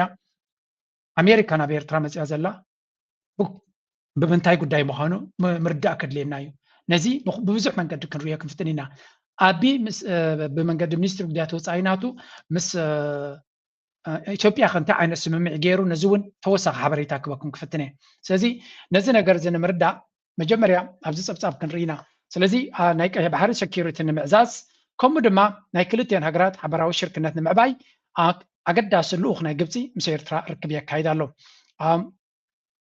The visit conducted under the directive of Egyptian President እዚ መገሻ ዝግበር ዘሎ በመርሕነት ወይ ካብ ትእዛዝ ናይ ፕሬዚደንት ናይ ግብፂ ዓብደልፈታሕ አልሲሲ amid a strengthening relationship and exchanging views on the regional situation in the Horn of Africa and the Red Sea እዚ ድማ ብትእዛዝ ናይ ፕሬዚደንት ናይ ግብፂ ማለት እዩ ነቲ ልኡኽ ናቱ ሰዲድዎ ዘሎ ልክዕ ከምዚ ሚኒስትሪ ጉዳያት ወፃኢ ብናቱ ዲፕሎማሲ ንክዕቢ ዝገብሮ ዘሎ ዘይኮነ እቲ ፕሬዚደንት ኣገዳስነት ስለ ዘለዎ ዝሰደደ ፍሉይ ልኡኽ እዩ ጉዳይ ናይ ቀርኒ ኣፍሪካን ፀጥታ ናይ ቀርኒ ኣፍሪካ ርግኣት ናይ ቀርኒ ኣፍሪካ ከምኡ ድማ ፀጥታን ርግኣትን ናይ ቀይሕ ባሕሪ እታ ቀይሕ ባሕሪ ትብል ቃል ተገዲስኩም ስምዕዋ ምክንያቱ ኣሜሪካ ዝለዓለ ኣተኩሮ ነጥቢ ሂቦማ ዘለዉ እዮም ስለዚ ኤርትራ ምስ ኣሜሪካ ዘለዋ ዝምድና እውን ብሽምግልና ናይ ግብፂ ዝካየድ ዘሎ ትብል ተለና እዚ ኣገዳሲ እዩ ክቕፅለልኩም እየ ነዊሕ ሪፖርት ተፃሒፉ ዘሎ ግዜ ይረኸብኩን ኣብዚ ከምፃልኩም So during the meeting, Abdullati emphasized Egypt's full support for Eritrea's sovereignty, territorial integrity. Noting Cairo's desire to expand economic and trade cooperation through joint projects in mining, transport, pharmaceuticals, and fisheries, alongside capacity building and training programs. Okay. እንታይ ይብላ ኣሎ ኣብዚ ልኡኽ እዚ ሚኒስትሪ ጉዳያት ወፃኢን ናይ ወፃኢ ምትሕግጋዛትን ሓላፊ ዝኾነ ዶክተር ባድር ዓብድላቲ ናይ ግብፂ ማለት እዩ እንታይ ኢሉ ኣሎ ንናይ ኤርትራ ልኡላውነትን ግዛእታዊ ሓድነትን ሙሉእ ብምሉእ ንድግፍ ክደግመልኩም እየ ናይ ኤርትራ ናፅነትን ልኡላውነትን ግዛእታዊ ሓድነትን ሙሉእ ብምሉእ ንትንክፍ ንድግፍ ክብል ከሎ ንዓቢ ቀይሕ ካርዲ ዘርእዮ ዘሎ ምክንያቱ ንልኡላውነት ናይዚ ሃገር ዝትንክፍ ኣይንቐበልና እዮም ዝብሉ ዘሎ ካልኣይ ድማ እዚኣ ፅቡቅ ጌርኩም ተረድእዋ መብዛሕትና ንርዳ ኢና ግን ክንደግማ ደጋጊምና ክንዛረበላ ዘለና ኢና ምሳና ዝሰርሕ ሃገር ኤርትራ ምስ ሽርክነት ትገብር ሃገር ወላ እውን ቅቡል ዓለም ለኻዊ ሕጊ ይኹን ደጋጊሙ ንልኡላውነታን ግዛእታዊ ሓድነትና ዘኽብር ምዃኑ እውን ክዛረብ ክኽእል ኣሎ this is very important ንዓና ስለምንታይ ብዙሕ ግዜ እቲ ብድሆታት ኤርትራ ትገጥማ ዘሎ ንልኡላውነታ ክደፍሩ ዝደልዩ ንግዛእታዊ ሓድነታ ክደፍሩ ዝደልዩ ሓይልታት ስለ ዝኾኑ ስለዚ እቲ ምሳና ክሰርሕ ዘለ ሓይሊ ልክዕ ነቲ ንሕና ክንሰምዖ ንደሊ ዘረባ ክዛረብ ምኻሉ ብተግባር ክገብሮ ንደሊና ብኣፉ እውን ግን ከምኡ ክብል ክኽእል ኣለዎ ብልፅግና ንክልተ 3 ዓመት መመላእታ ክሳብ ዝስልችወና ንልኡላውነትና ዝደፍር ዘረባ ክዛረብ ፀኒሑ ሕጂ ተመሊሱ ኣስመራ ከይዱ ምስ ኤርትራ ክሰርሕ እየ ወይ ክላዘብ እየ ክብል ከሎ ፀርፊ ኮይኑ ዝስማዓና ነይሩ ነቶም ኣብ ሚድያ ካቨር ንገብሮ ዝነበርና ግን ኤርትራ እንድሕሪ እቲ ምርጫ ናተይ እሱ እንድሕሪ ኢላ መንግስቲ ኤርትራ ካብቲ ንሕና ዘይንሪኦ ሓበሬታ ርዩ እዚ እውን ዕርቂ ክግበር ኣለዎ ዝብል እንድሕሪ ኮይና ኣነ ይድግፈ ኢለኩም እየ ኣነ እቲ መንግስቲ ኤርትራ ካባይ ንላዕሊ ሓበሬታ ስለ ዘለዎ ነቲ ኩነታት ኣነ ዘይርዮ ስለ ዝርኢ ዘሎ ኣብዚ ኩነታት እዚ ሰላም ምስ ወላ ምስ ኣብ ኢትዮጵያ ዘሎ መርሕነት እንድሕሪ ኢሉ ቅቡል ይባይ እዚኣ ናተያ ብዙሓት ትቃወሙኑ ትኽእሉ ኢኹም ግን ናተያ እዚኣ ኣነ ዝብል ዘለኹ ኣነ ዘለና ሓበሬታ ድሩት እዩ ካባይ ንላዕሊ ዝርእይዎ ነገር እንተሎ ኮይኑ ንጥቕሚ ህዝቢ ኤርትራ እንድሕሪ ኮይኑ ንናፅነትን ንርግኣትን ንሰላምን ንረብሓ ኤርትራ እንድሕሪ ኮይኑ ዋላ ምስ ብልፅግና ይኮነ ኣነ ኢለኩም ዋላ ምስ ሸይጣን ዕርቂ ፀገም የብልና ሸይጣን እኳ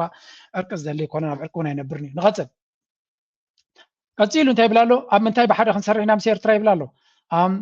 noting Cairo's desire to expand ቁጠባውን ንግዳውን ሽርክነት ናቶም ድማ ምስ ኤርትራ ክዕብዩ ኣበይ ኣብ ዕደና ኣብ ትራንስፖርት ኣብ መድሃኒታት ማለት እዩ ፋርማሲቲካልስ ኣብ ምግፋፍ ዓሳ ሃብቲ ዓሳ ማለት እዩ ከምኡ ድማ ካፓሲቲ ቢልዲንግ ዓቕሚ ደቂ ሰባት ዓቕሚ ሰባት ናብ ምሕያል ስለዚ ኣብዚ ኩሉ ግብፂ ምስ ኤርትራ ክሰርሕ ከም ትደሊ ግርም ዝንደልየ እዩ he stressed the government and security of the Red Sea remains an exclusive responsibility of the coastal states rejecting the involvement of non-coastal parties in an arrangement regarding the strategic waterway again እዚያውን ኣብ ዘቕንዐት ዘረባያ ቀይሕ ባሕሪ ምሕደራናቱን ፀጥታናቱን ድሕነትናቱን በተን ንቀይሕ ባሕሪ ኣካል ናይ ሃገረን ዝኾነ ሃገራት ጥራይ ክግበር ዝኽእል እዩ ካብተን ሊቶራል ስቴትስ ወይ ካብ ቀይሕ ባሕሪ ዘየለዋ ሃገራት ወፃኢ መፅኡ ንቀይሕ ባሕሪ ክገብር ኢሉ ዝኾነ ድራማ ክፈጥር ዝፍትን ድማ ጠቕላላ ንነፅጎ እዮም ዝብሉ ዘለዉ ስለዚ እዚ while affirming Egypt's support for the Eritrea's vision of Red Sea management ስለዚ ኤርትራ ፕሬዚደንት ኢሳያስ ድማ ብፍሉይ ኣብ ካይሮ ከይዱ ኢንተርቪው ክገብር ከለውን ቀይሕ ባሕሪ በዓልና ከነውሕሶ ንኽእል ኢና ሶማልያ ናታ ኤርትራ ናታ ጅቡቲ ናታ ግብፂ ናታ ኩላትና ድማ ተሓባቢርና ነቲ ዝጎለና ንሓትሕና ናተመላላእና ከነውሕሶ ንኽእል ኢና ካልእ ፍሉይ ሓይሊ ክመፀና እውን ኣይንደሊና ኣራግፅ እውን ኣይንደሊና ኢሉ ነይሩ ስለዚ ነቲ ፕሬዚደንት ኢሳያስ ዝብሎ ዝነበረ ግብፂ ተራጉደላ ናበለዮም ፅሒፎም ዘለዉ The discussion also touched upon development in Sudan and Somalia. ጉዳይ ናይ ሱዳን ናይ ሶማሊያ እውን ተንኪፎሞ where Egypt reiterated its firm stance on preserving the stability and unity of Horn of Africa nations, describing the region as a direct extension of Egypt's national security. ኣብ ጉዳይ ናይ ሱዳንን ሶማሊን እውን ብፍላይ ናይ ግብፂ መርገፂ እተን ሃገራት ሉላውነትን ግዛታዊ ሓድነትን ክኽበር ከም ዘለዎ ግብፂ ድማ ናይ ቀርኒ ኣፍሪካ ሰላምን ርግኣትን ኣካል ናይ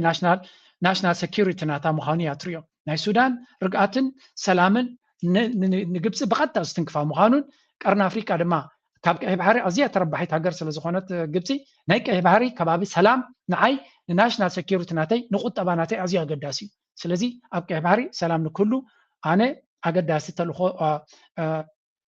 ኣነስ ንዓይሲ ዝምልከተኒ ጉዳይ እዩ ስቕ ኢለ ንኻልእ ክገድፎ ይክልኒ እዮም ዝብሉ ዘለዉ ቀፂሎም መወደታ for his part Kamal al-Wazir stated that Cairo is ready to transfer its expertise to Eritrea in the fields of railways, ports, and maritime transport. ግብፂ ድማ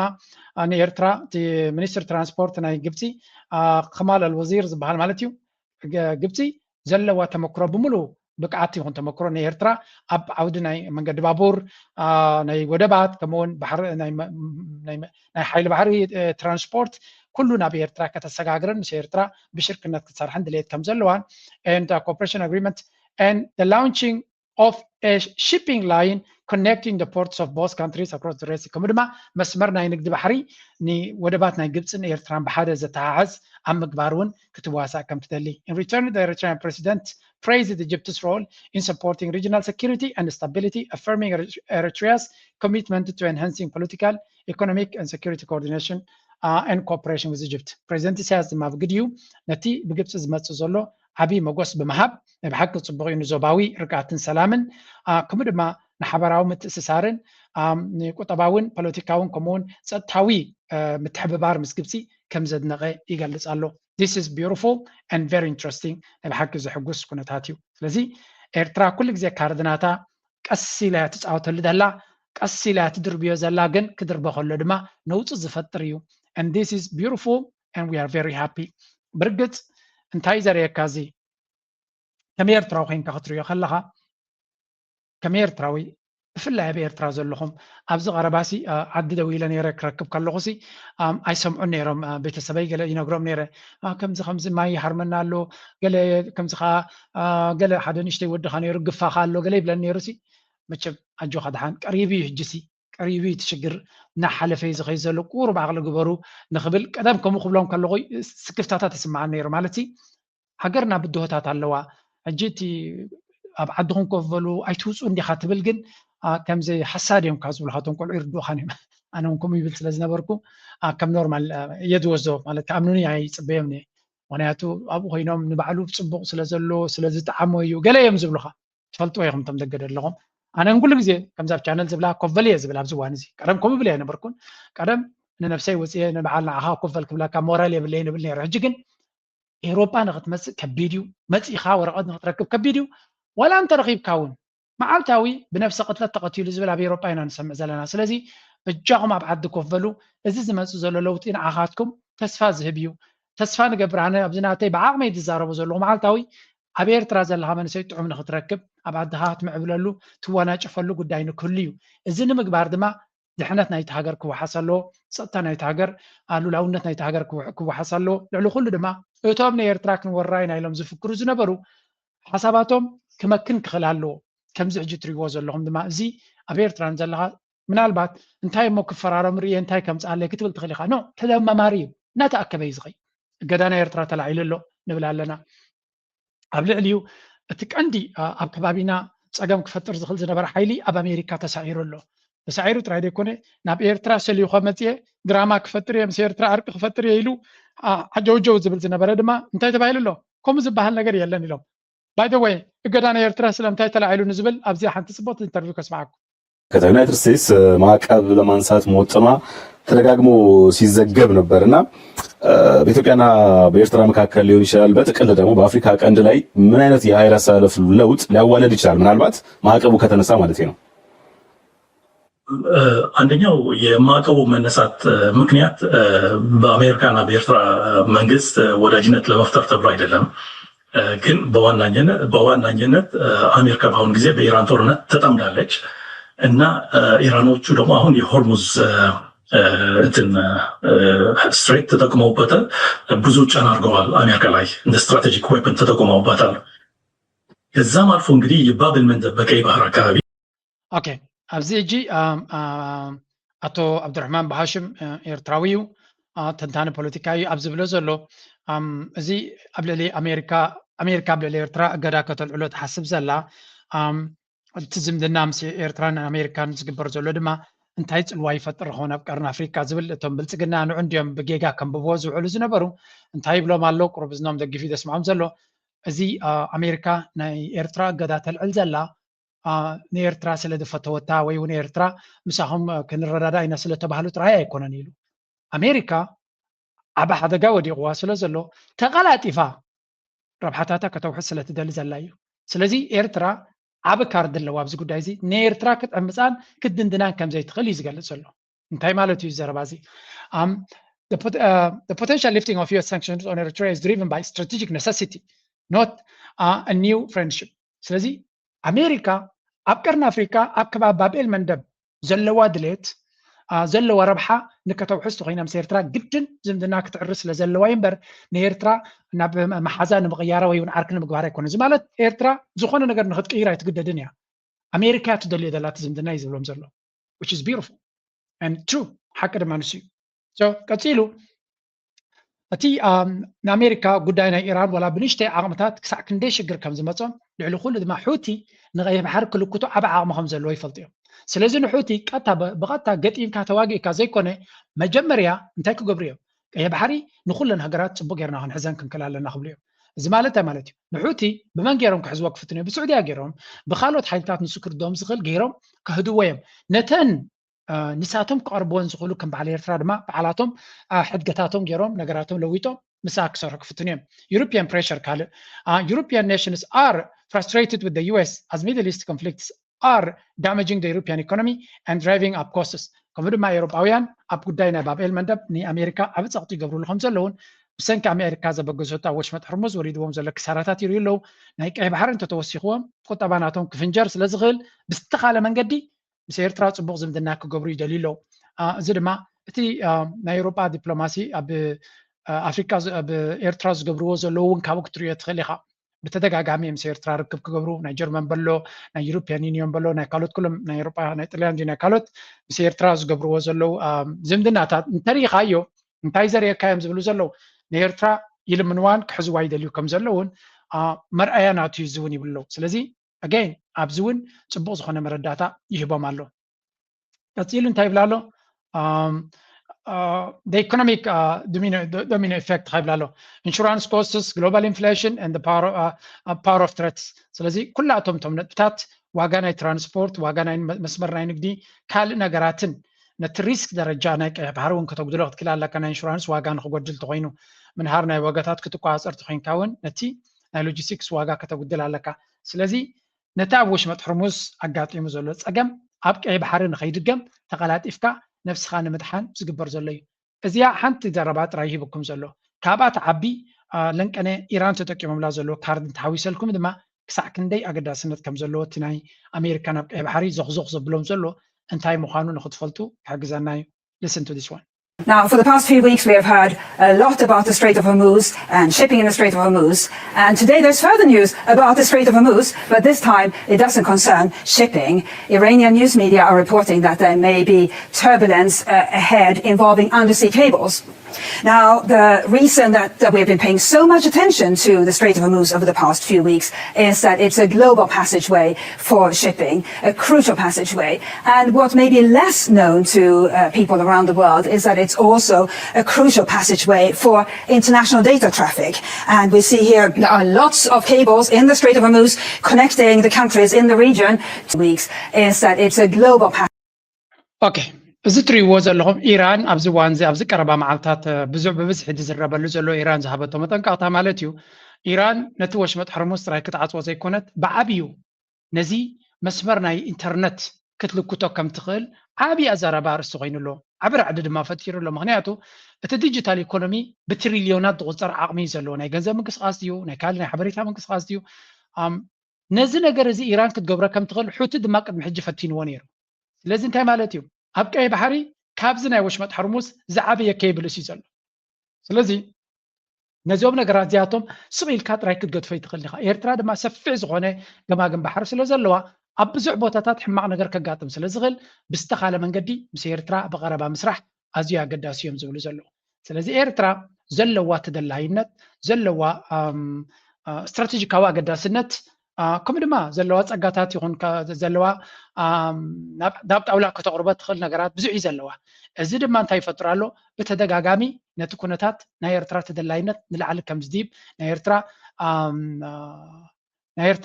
ጉዳይ ናይ ኤርትራ ንላዕሊ ከም ዝመፅእ ይገብሮ ኣሎ ሲምፕል as that so ኣብዚ ጉዳይ እዚ ኣብዚ ረይዎ እንታይ ይብሉ ኣለዉ 99 international internet communication በዚ ገመድ እዚ ከም ዝኸይድን 10 trillion every day ከባቢ 10 ትሪልዮን ቁጠባ ወይ ገንዘብ በዚ ናይ ኢንተርኔት ኩነታት ከም ዝንቀሳቐስ እዮም ዝነግሩ ዘለዉ ስለዚ እዚ ልዑል ኣገዳስነት ዘለዎ እዩ ልክዕ ንሳቶም ብዛዕባ ወሽመጥ ሕርሙዝ እዮም ዝዛረቡ ዘለዉ ግን if you look into this map ኣብዚ እንተሪኢኹሞ look at this map ክንምንታይ ባቤል መንደብ ኣገዳስነት ክህልዋ ከም ዝኽእል ወሽመጥ ሕርሙዝ ሰፊሕ እዩ ምስ ባቤል መንደብ ከተነፃፅሮ ከለኻ ወሽመጥ ሕርሙዝ ገፊሕ እዩ ሓደ ባቤል መንደብ ኣዝዩ ፀቢብ እዩ ኣብ ልዕሊ ድማ ወሽመጥ ሕርሙዝ ከይዱ ኣበይ ዝውዳእ ኣብቲ በዓል ኩዌት ቀጠር ኩዌት ኢራቅ ከምኡ ድማ ኢራን ኣብዩ ዝውዳእ ቀይሕ ባሕሪ ግን ብስዊዝ ካናል ገይሩ ንኤውሮጳ ዝሓልፍ እዩ ስለዚ ወሽመጥ ሕርሙዝ ኣዝዩ ኣገዳሲ እዩ እንተኢልና ባቤል መንደብ ዕፅፊ ናቱ ኣገዳስነት ከም ዘለዎ ምርዳእ ይደሊ ስለዚ ናይ ኤርትራ ኣድላይነትን ናይ ኤርትራ ስትራቴጂካዊ ፅልዋ ድማ ካብኡ ዝምንጩ ማለት እዩ ስለዚ ኤርትራ እዚ ናታ ዘለዋ ስትራቴጂካዊ ቦታ ክሳብ ሎሚ ሳክት ረጊፆም ክሓልፉ ዝፍትኑ ዝነበሩ ሕጂ ክሕለፈሉ ኣብ ዘይክል ደረጃ ተበፂሑ ኣሎ ጎኒ ጎኒ ዝኸውን ዘሎ ድማ ኣገይን ኣሜሪካ ኣብዚ ዞባ እዚ ዝያዳ ንክትኣቱን ረብሓታታ ንኸተቐድምን ዘገድዳ ዘሎ ኩነታት እውን ኣሎ ይብሎ እሱ ድማ ጉዳይ ናይዘን ዓረብ እዩ ፈፂመን ክሰማምዓ ከም ዘይከላ ዘለዋ Caution over solidarity, leaving the UAE to absorb the worst of the onslaught alone? Khamenei. What does that say about who truly drove the most hawkish line in this war? When Mohammed bin Zayed urged Saudi Arabia and Qatar to join a joint strike back at Iran, did Gulf rulers effectively tell Trump's key ally, this is not our fight, and walk away from his war plan? And as nearly 3,000 Iranian እዛ ትሪእዋ ዘለኹም ዘረባ ሓንቲ ካብተን ኣብ ብሉምበርግ ወፂኣ ዝነበረት መልእኽቲ እያ እንታይ እዮም ዝብሉ ዘለዉ ኣብ ኩናት ናይ ኢራን መሐመድ ቢን ዛይድ ናይ ኢማራት ንጉስ ማለት እዩ ንመሐመድ ቢን ሰልማንን ንመራሒ ናይ ቀጠርን ንክልቲኦም ናብቲ ኩናት ንክኣቱ ብዙሕ ከም ዝለመኖም እዩ ዝንገር ከም ዝደፋፍኦም ንዑ ነእተዋ እዛ ኩናት ንኢራን ንምስዓር ግዴና ንግበር ኢሉ ናብቲ ኩናት ክእትዎም ተደጋጋሚ ከም ዝሓተቶምን መሐመድ ቢን ሰልማን ድማ ከምኡ ድማ ናይ ቀጠር እውን እንትኾነ ሶሪ እዚኣ ኩናት ናትና ኣይኮነትን ኢሎም መሐመድ ቢን ሰልማን ብፍላይ ናይ ስዑድያ this is not our war እዚ ኩናት እዚ ናትና ኩናት ኣይኮነን ዘበገስዎ ካልኦት እዮም ከበግስዎ ከለዉ በጃኹም ኣይትግበርዎ እናበልናዮም ጌርናዮም ገይሮሞ ንዓና ድማ ይነገሩናን ብምስጢር እዮም ጀሚሮሞ ስለዚ ኣብ ዘይተዓደምናሉ ኣብ ዘይደለናሉ ኩናት ኣቲና እሞ ከዓ ሎም ኮይኑ ክሪኦ ከሎ ድማ እሞ ከዓ ንሕና ኣቲና ክንቅይሮ ዘይንኽእል ኩናት ኣብ መወዳእታ ዋጋ ጥራይ ክንከፍለሉ ንኽእል እምበር ዝኾነ ለውጢ ከነምፃሉ ዘይንኽእል ኩናት ኣይንኣቱን ኢና ብምባል ከም ዝመለሰን እዛ ዘረባ እዚኣ ድማ ንእስራኤል ኣብዚኣ ከም ዘቆጥዐትን ኣብ ኣሜሪካ እውን ወላ እኳ ዶናልድ ትራምፕ ብዙሕ ዝግደሰሉ እንተደይኮነ ምክንያቱ ረብሑ ስለ ዘገድሶ ዝያዳ ግን ንኢማራት ኣዝያ ዘቆጣዓቶም ከም ዝኾነትን ኢማራት ኣብ ዝዋን እዚ ብሰንኪ እዚ ትኽተሎ ዘላ መንገዲ ዝያዳ ናብ እስራኤል እናቐረበትን ካብ ኩለን ሃገራት ዓረብ ድማ እናተፈንተተትን እናረሓቐትን ንኽትከይድ ገዲድዋ ኣሎ እዩ ዝበሃል ዘሎ እንጂ እዚ ጉዳይ እዚ ብብዙሕ መንገዲ ዝሽረፍ ዘሎ ኣብ ዝዋን እዚ እቲ ከምኡ ዘብሎ ዘሎ ኢማራት ስለምንታይ ዝያዳ እቲ ኩነታት ናብኡ ክትከይድ ትደልላ ካልኦት እውን ነዚ ጉዳይ ዝክርይዎ ከለዉ ስዑድያ ዝያዳ ምስ ቀጠር ሽግር ክትፈጥር ኣይትደልን እያ ዘላ ምስ ኢራን ስዑድያ ብዝተኻለ መንገዲ እቲ ምስ ኢራን ዘሎ ፀገም ክንፈትሖ ክንክእል ኣለና ዲፕሎማስያዊ ካልእ ነገር ጌርና ከነተሃዳድኦ ክንክእል ኣለና እዚ ኩነታት እዚ ካብ ቁፅፅር ወፃኢ ክኸይድ የብሉን ብሕጂ እውን ወላ እቲ ኩናቱ ተወዲኡ ወላ ገለ እንተኮይኑ እውን ምስ ኢራን ዘሎ ኩነታት ኣብ ጣውላ ክፍታሕ ዘለዎ እምበር ኣብ ብወታደራዊ ዓይኒ ጥራይ ክፍታሕ ዝኽእል ኣይኮን ወላ እኳ ኣብ ሰላም ክንመፅእ ዘይንኽእል ተኮይንና ተጠማሚትና ግን ኣብ ዘየድሊ ኩናት ንኩልና ከኽስር ዝኽእል ኩናት ኣብኡ ክንኣቱ ከም ዘይብልና ክንረዳዳ ኣለና ዝብል እዚ ናን ኣግሬሽን ፓክት ዝበሃል እውን ከምኡ ዓይነት ሓሳብ እውን ተቕርብ ኣላ ስዑድያ ማለት እዩ እዚ ድማ ንኢማራት ፈፂሙ ክዋሓጠሎም ኣይከኣለን ኢራን ድማ ኣነፂሮም ንኢማራት ትኸድዎ ዘለኹም ምናልባት ኣሜሪካ ከተጥሕነኩም ተሓስቡ እንተለኹም ከተጥሕነኩም ኣይኮነትን ኣሜሪካ ኣይተጥሕነኩም እያ እስራኤል እውን ኣይተጥሕነኩም እያ ጎረባብትና ኢኹም ኣብ ኣፍንጫና ኢኹም ዘለኹም ምሳና ጥራይ ዝምድና ፅቡቕ ነዚ ከባቢ ዝክጠቅም ዝኽእል ግን ከምኡ ትመርፅዮ ኣለኹምን ንሱ ድማ ኣብ ባይታ ንረኣየሉ ዝዓይነቱ ዘረባ ምፍኽኻር ክንብሎ ይንኽእልና ግን ናብ ፈኸራ ገፁ ዝኸደ ዘረባ ወገን ኢራን እውን ወፂኡ ኣሎ ስለዚ እዚ ኩሉ ንሪኦ ዘለና ድማ ከቢድ ዝኾነ ኩነታት ተፈጢሩ ኣሎ ብዝኾነ እዘን ሃገራት ዓረብ ኣብ ናሓትሕደን ዘለዎም ፍልልይ ንዓበይ ኣብ ዝኸደሉ ዘሎ ቀርኒ ኣፍሪካ ንምንታይ ይተርፈሉ እዚ ጉዳይ እዚ ኣብ ካልእ ስለ ዝረኣናዮ ናብኡ ሕጂ ዝያዳ ክምለስ ኣይንኽእል ኢና ዝያዳ እንታይ እቲ ቀንዲ ኣብዚ ዘዛርብ ዘሎ ዝብልዎ ዘለው ኣብቲ ጉዳይ ናይ ኸልጅ ክረዳዳእ ዘይከኣለ ሃገራት ኣብ ቀርኒ ኣፍሪካ እንታይ ክገብራ ይኽእላ ኢድ ኣለወን ፅልዋ ገይረን ኣለዋ ኢደን ዘርጊሐን ኣለዋ ስለዚ እሳተን ኣብ ናሓትሕደን ዘለወን ምትፍናን እቲ ባእሲ ናሓትሕደን ክዋጋኣ ስለ ዘይክእላ እንተተረጋጊቱ ኩናት ናብ ቀርኒ ኣፍሪካ መፅአን ናሓትሕደን ኣብ ቀርኒ ኣፍሪካ ክዋጋኣ ክፍትና እየን እዚ ከየጋጠመ ከሎ ድማ ኣሜሪካ ናታ ረብሓ ንሳተን ኣብ ሓዋእትየን ከለዋ ኣሜሪካ ኣብ ቀርኒ ኣፍሪካ መፅያ ጉዳያ ባዕላ ክትውድእ እያ ትፍትን ዘላ ናብዚኣቶም እንዲ ኣውዲቓቶ ነይራት ጉዳይ ሕጂ ግን ጉዳይ ባዕለይ ክፍትን እየ ምስመን ምስተን ኣብቲ ዞባ ዘለዋ ሃገራት ብዝብል መንገዲ እዩ ኣብዚ ሕጂ ስምዕዎም ኢትዮጵያዊ ተንታን ነዚያ ጽቡቅ ገይሩ ክገልጻ ከሎ አገዛዝ በኩል ከፍተኛ የሆነ ስኬት እንደተገኘ ተደርጎ እየተገለጸ ነው። አንዳንዶች ደግሞ በመጨረሻው ሰዓት አብይ አህመድ ወዲህ ወዲያ ሲያማትር ከረመና ነገሮች አጣብቂኝ ሲሆኑበት ከአሜሪካ ጉያ ስር ለመወሸቅ የመጨረሻ እጅ መስጠት ተደርጎ ሊታይ የሚችል ስምምነት ነው ያደረገው ብሎም የገለጹ ወገኖች አሉ። ለማንኛውም ይህንን ስምምነት እርሶ እንዴት ተከታተሉት? ምንድነው የተደረገው? ምንድነው የተገኘው? እንግዲህ ሰሞኑን ከኤርትራ ጋር የትራምፕ አስተዳደር አዲስ ግንኙነት ለመመስረት በዋዜማው ላይ እንደሚገኝ ተመልክቷል። በቀይ ባህር ጉዳይ ላይ ከኤርትራ ጋር ለመስራት የኤርትራ ላይ የተጣሉ ማዕቀብ ጭምር በማንሳት አዲስ ግንኙነት ሊመሰረት እንደሆነ በተነገረ ማግስት ነው ደግሞ የአብይ አህመድ ባለስልጣናት ወደዚህ ወደ ዋሽንግተን ዲሲ የመጡት። ምንድነው ነገሩ ፕሮፌሰር ተሾመ? እዛ ሕቶ ኣዝያ ኣገዳሲት እያ። ምክንያቱ ነቲ ነገር ኣነ በናይ ዓይነ ዝርዮ ብኩሉ መንገዲ ኢኻ ክትሪኦ ዘለካ ዝተፈላለየ ዳይሬክሽን ክትሪኦ ክትክእል ኣለካ። እንዳ ብልፅግና ሚኒስትር ጉዳያት ወፃኢ ናቶም ናብዚ ሰዲዶም ነይሮም ናብ ኣሜሪካ ሰዲዶም ነይሮም መዓት ድራማታት ድማ ካብኡ ክገብሩ ፈቲኖም ኣለዉ። ኣሜሪካ ድማ ንኤርትራ ገዳ ከተኣልዕላትላን ምስ ኤርትራ ክሰርሕ ትደሊ ከም ዘላ ኣሜሪካ ኣነፂራ ኣላ።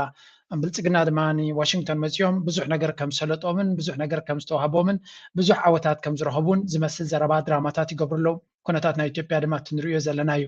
እንታይ እዩ እዚ ጉዳይ እዚ ናበይ ገፁ ዝኸይድ ዘሎ ንዝብል ንሽተይ ንስማዕ እዩ። ነገሩ ትንሽ ጠለቅ ያለ ነው። አንተም እንዳነሳው አንዳንድ ነገሮችን ብለሃል። ወደ ኋላ መለስ ብለን ብናይ ግብጾች ከትራምፕ አድሚኒስትሬሽን የሚፈልጉት ጉዳይ አለ። አንደኛ የእነሱን ጥቅም የበለጠ ሆኖ እንዲታይ፣ ከዚያም በላይ ደግሞ የኤርትራ ጥቅም በለጥ ብሎ እንዲታይ ይፈልጋሉ። ግብጾች ደግሞ እኛ እንሰማ ብለን ነው እንጂ እናንተ እኛ የምንፈልገውን ነገር ካላደረጋችሁ በስተቀር እኛም የፈለግነውን እናደርጋለን፣ ከእንግዲህ ወዲያ ብዙ ፖሊሲ እርምጃ እናደርጋለን ብለው ተናገሩ። ሕጂ እንታይ ዝብል ዘሎ እዚ ጉዳይ እዚ ቁርብ ድሕሪ ኢልካ ወይ እውን ጥልቕ ኢልካ ክትሪኦ ተጀሚርካ ግብፃውያን እንታይ ከም ዝደልዩን ምርዳእ የድሊ። ግብፃውያን ካብ ዶናልድ ትራምፕ ዝደልይዎ ነገር ኣለዎ። ዶናልድ ትራምፕ መብፃዓ ዝኣተወሎም ነገር ኣሎ፣ ምሶም ዝጀመሮ ስራሕ ኣለዎ። ስለዚ ካብ ዶናልድ ትራምፕ ፅበይዎ ነገር ኣለዎም። ጎኑ ድማ እንታይ ይብል ኣብዚ ጽቡቕ ዘረባ እውን ናይ ኤርትራ ጉዳይ እውን ብጽቡቕ ንኽረአ ይደልዮም ግብፃውያን ይብል። ስለዚ ነዚያ ጽቡቕ ገይሩ ዝገልጻ ግብፂ ኣብ ኣሜሪካ ብዙሕ ሎቢ ጌራ ነቲ ጉዳይ ናይ ረብሓ ናይ ግብፂ ንቕድሚት መፅዩ ኣብ ጉዳይ ናይ ኒል ዝያዳ ረብሓ ክትረክብ እናደልየት ከላ ናይ ኤርትራ ረብሓ ድማ ዝያዳ ክሳለጥ ካይደልዩ ኣለዉ። ስለዚ እንታይ ማለት እዩ እዛ ዘረባ እዚኣ? ግብፂ ንግብፂ ጥራይ ዘርባሓ ብጉዳይ ናይ ኒል ኣይኮነን ደሊ ዘላ ኤርትራ እውን ሉላውነታ ክዕቀበላ ወይ እውን ብልፅግና እንታይ ክገብር ይፍትን ነይሩ ትዝክርዎ ዶ? ኣነ ኣብ ጉዳይ ናይ ኒል ክሻላሽል እንድሕሪ ኮይነ ኣብ ቀይሕ ባሕሪ ግን ገለ ክወሃበኒ ኣሎ ዝብል ዘረባ ይጥቀም ነይሩ። ዋዕላ ናይ ክልተ ማይዶ ገለ ናበሉ ዝገብርዋ ዝነበሩ ድራማ ግብፃውያን ድማ እንታይ ይብሉ ኣሎ? ኖ ንሕና ናይ ኒል ንዘራረብ ኣለና ግን ንኤርትራ ብጉዳይ ናይ ኤርትራ ድማ ኣብ ቀይሕ ባሕሪ ብልፅግና ንክመፅእ እውን ኣይንደልን ኢና ወይ እውን ንልኡላውነት ናይ ኤርትራ ወይ ዝኾነ ይኹን ናይ ኤርትራ ክድፈር ኣይንደልና ብግምጣሉ ኣብ ኤርትራ ዘሎ ገዳ ክለዓል ኣሎ ኤርትራ ነፍሳ ዝኻለት ነቲ ቦታቲ ክትቋፀር ትኽእል ሃገር ክትከውን ክትከል ኣለዋ ይብሉ። ስለዚ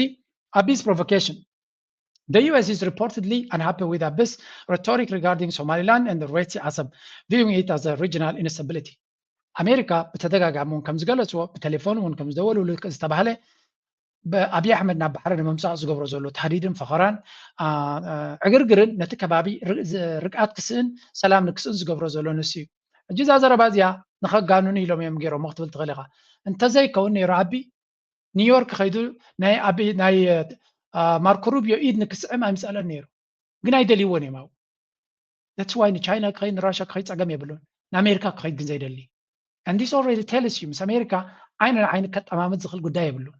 እቶም ካልኦት ነቲ ሓሶት ናቱ ተቐቢሎም ያጆ ከድሓንገለ ብልዎ እዮም። ኣሜሪካ ግን ኣይቅበልዎን እዮም ዘሎ ነቲ ዝብሎ ዘሎ። ብርግፅ ኢትዮጵያ ተድልዮም እያ ጅብዝያ ክነፅረልኩም ዘለኒ ኣሜሪካ ዋሽንግተን ዲሲ ማለት እቲ መሪሕነት ናይ ኣሜሪካ ነታ 4 ኪሎ ካብ ኣብ ንላዕሊ ናቱ ምዃና እዩ ዝኣምን ኢለ ዝኣምን ኣነ። ምናልባት ትከራኸሩን ሰባት ክህሉ ትኽእሉ። ኣብ ኢትዮጵያ ንኢትዮጵያ ሲ በዓልና ኢና ነመሓድረ ናትና ኢትዮጵያ ባህልትዮም እቲ ኢሊት ናይ ኣሜሪካ እውን ስለዚ ኣብይ ኣሕመድ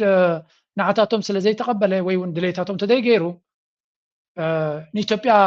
ኣጓንዮም ንኣቢ ብሰዓቢ ስለተባእሱ ንኢትዮጵያ ክገትፍሉ ኢልካ ይትሕሰብ ኣይሕሰብኒ እዚ ኢትዮጵያ ናቶም እያ ንኣብይ ኣሕመድ ከመይ ገይሮም ይብንቅርዎ ፅቡቅ ገይሮም እዮም ዝፈልጡ። ስለዚ ንኢትዮጵያ ክሕዝዮም ንኣቢ ግን ከኣልይዎ ክእሉ እዮም ድሕሪ ነግፈረግ ኢሉ ብሶ ማለት ክሳዕ ክንዲዚ እቲ ፖሊሲ ናቶም ኣብ ኢትዮጵያ እዚ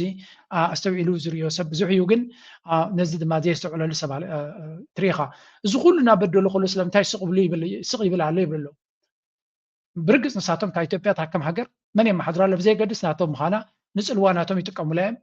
ስለዚ ኣብ ዩኤን ይኹን ኣብ ኣፍሪካን ዩኒዮን ፅልዋ ንክገብሩ ተድልዮም እያ ንኩሉ ነገር ስለተድልዮም ሒዞም ኣለዉ። ስለዚ ኣብይ ኣሕመድ ካብ ናቶም ትእዛዝ ክወፁ ተደልዩ ብኸመይ መንገዲ ከም ዝብንቅርዎ ይፈልጡ እዮም። እታ ኢትዮጵያን ኩሉ ግዜ ኣብ ኢዶም ንክትከውን ይደሊ እዮም። ንቐፅል the meat versus the bone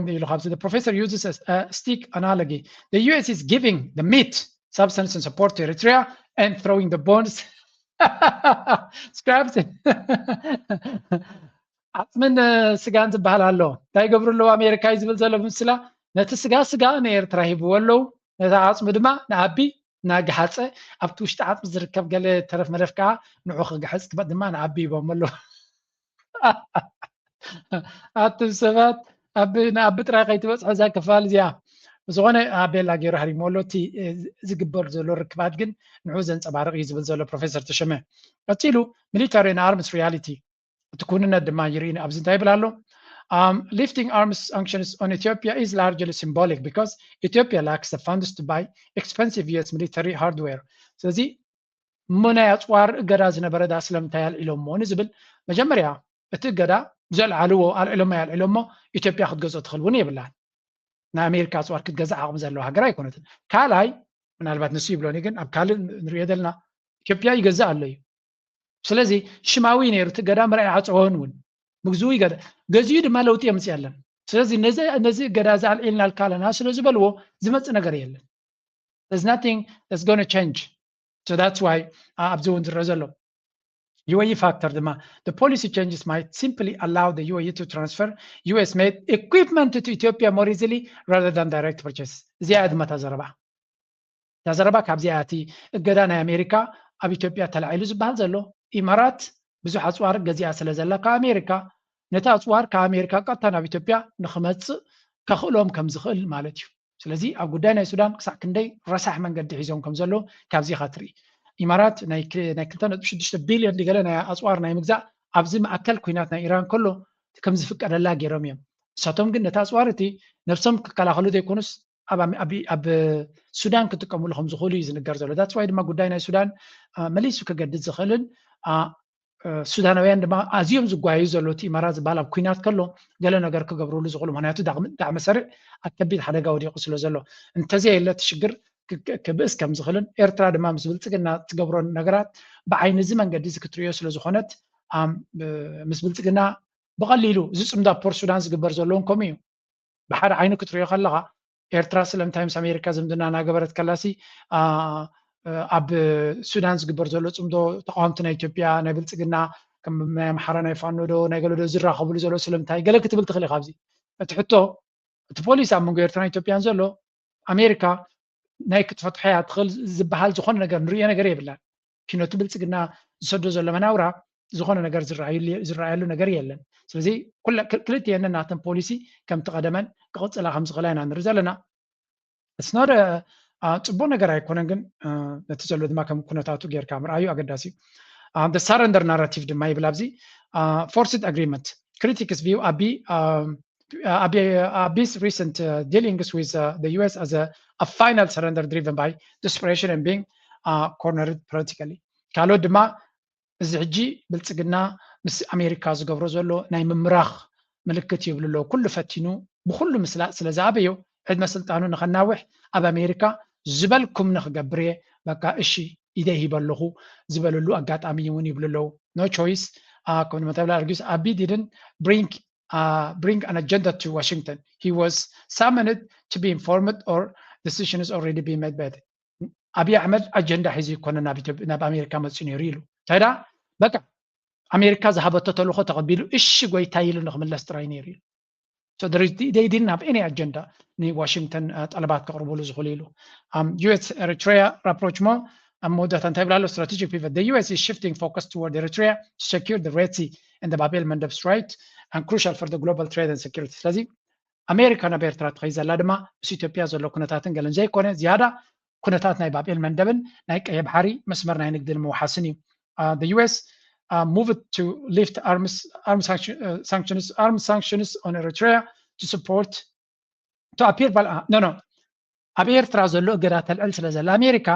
ናይ ኢትዮጵያ ናይ ተኣፅዋር ገለ ዝነበረ እገዳ ተልዕሎ ዘላ ኣክልቴን ማዕረ ሓሳብ ከም ዘለዋ ንኸተርኢ ኢላ እምበር ንኢትዮጵያ ዝኾነ ነገር ስለ ዘሎ ነገር የለን ስለዚ ኣሜሪካ ብዓብዩ ናብ ኤርትራ ገፃ ከም ዘዝየት ይዛረብ ፅቡቅ ዝኾነ ትንተና እዩ ፅቡቅ ዝኾነ ሓበሬታ እዩ ከምዚ ጌርና ድማ ንሕና ሕፅር ኣቢልና ብዝከኣለና ናባኻትኩም ክነቕርበ ንፍትና ኣለና so ኩሉ እዚ እንታይ ዘርእየካ ኤርትራ እቲ ኩነታት ድሕሪ ክንደይ ፃዕርን መኸተን እቲ ጉዳይ ንኤርትራ እና በረሓው እናበለላ ይኸይድ ኣሎ ብልፅግና ግን ካብ ዝሓለፈ ጌጋ ተማሂሩ መንገዲ ዕርዩ ዝኸይድ ዘሎ ዝመስለኩም ነው ቁጥር መጨመርና የኢኮኖሚ እድገት የራሷ የሆነ የባህር በር እንዲኖራት የሚያስገድድበት ምዕራፍ ላይ ደርሷል። ይህ ጉዳይ ከዚህ ቀደም በዝምታ የታለፈ የነበረ ቢሆንም አሁን ላይ ግን የዓለም አቀፉ ማህበረሰብና የቀጠናው ሀገራትም ትኩረት እንዲሰጡት በማድረግ ረገድ ትልቅ ስኬት ተመዝግቧል። በዚህም የተነሳ በሰላማዊ ድርድርና በጋራ ጥቅም ላይ የተመሰረተ የኢኮኖሚ ትብብር አማራጮችን በመፈለግ ላይ ትገኛለች። ወደዛ የመመለስ ፍላጎት መብት ህጋዊ መብትም ተፈጥሯዊ መብትም ከምዛ ትሪእዋ ዘለኹም እዚኦም ብጉዳይ ናይ ባሕሪ ኩሉ ግዜ ድራማታት ምስ ገበሩ ሓሶት ምስ ተዛረቡ እዮም ስለዚ ንሳቶም ኣብታ ጉዳይ ናይ ኣጀንዳ ናይ ባሕሪ ኣብ አንድዮም እንክሊል ዝብሉ ዘለዉ እዚኣ ስቑኢልካ ክረአ ዝኽእል ጉዳይ ኣይኮነን ምስ ጎረባብቲ ዘለዎም ኣጀንዳ ድማ በዚ መልክዕ ክትሪኦ ከለኻ ናብ ሕማቕን ናብ ዝባእሰን ይኸይድ ከም ዘሎ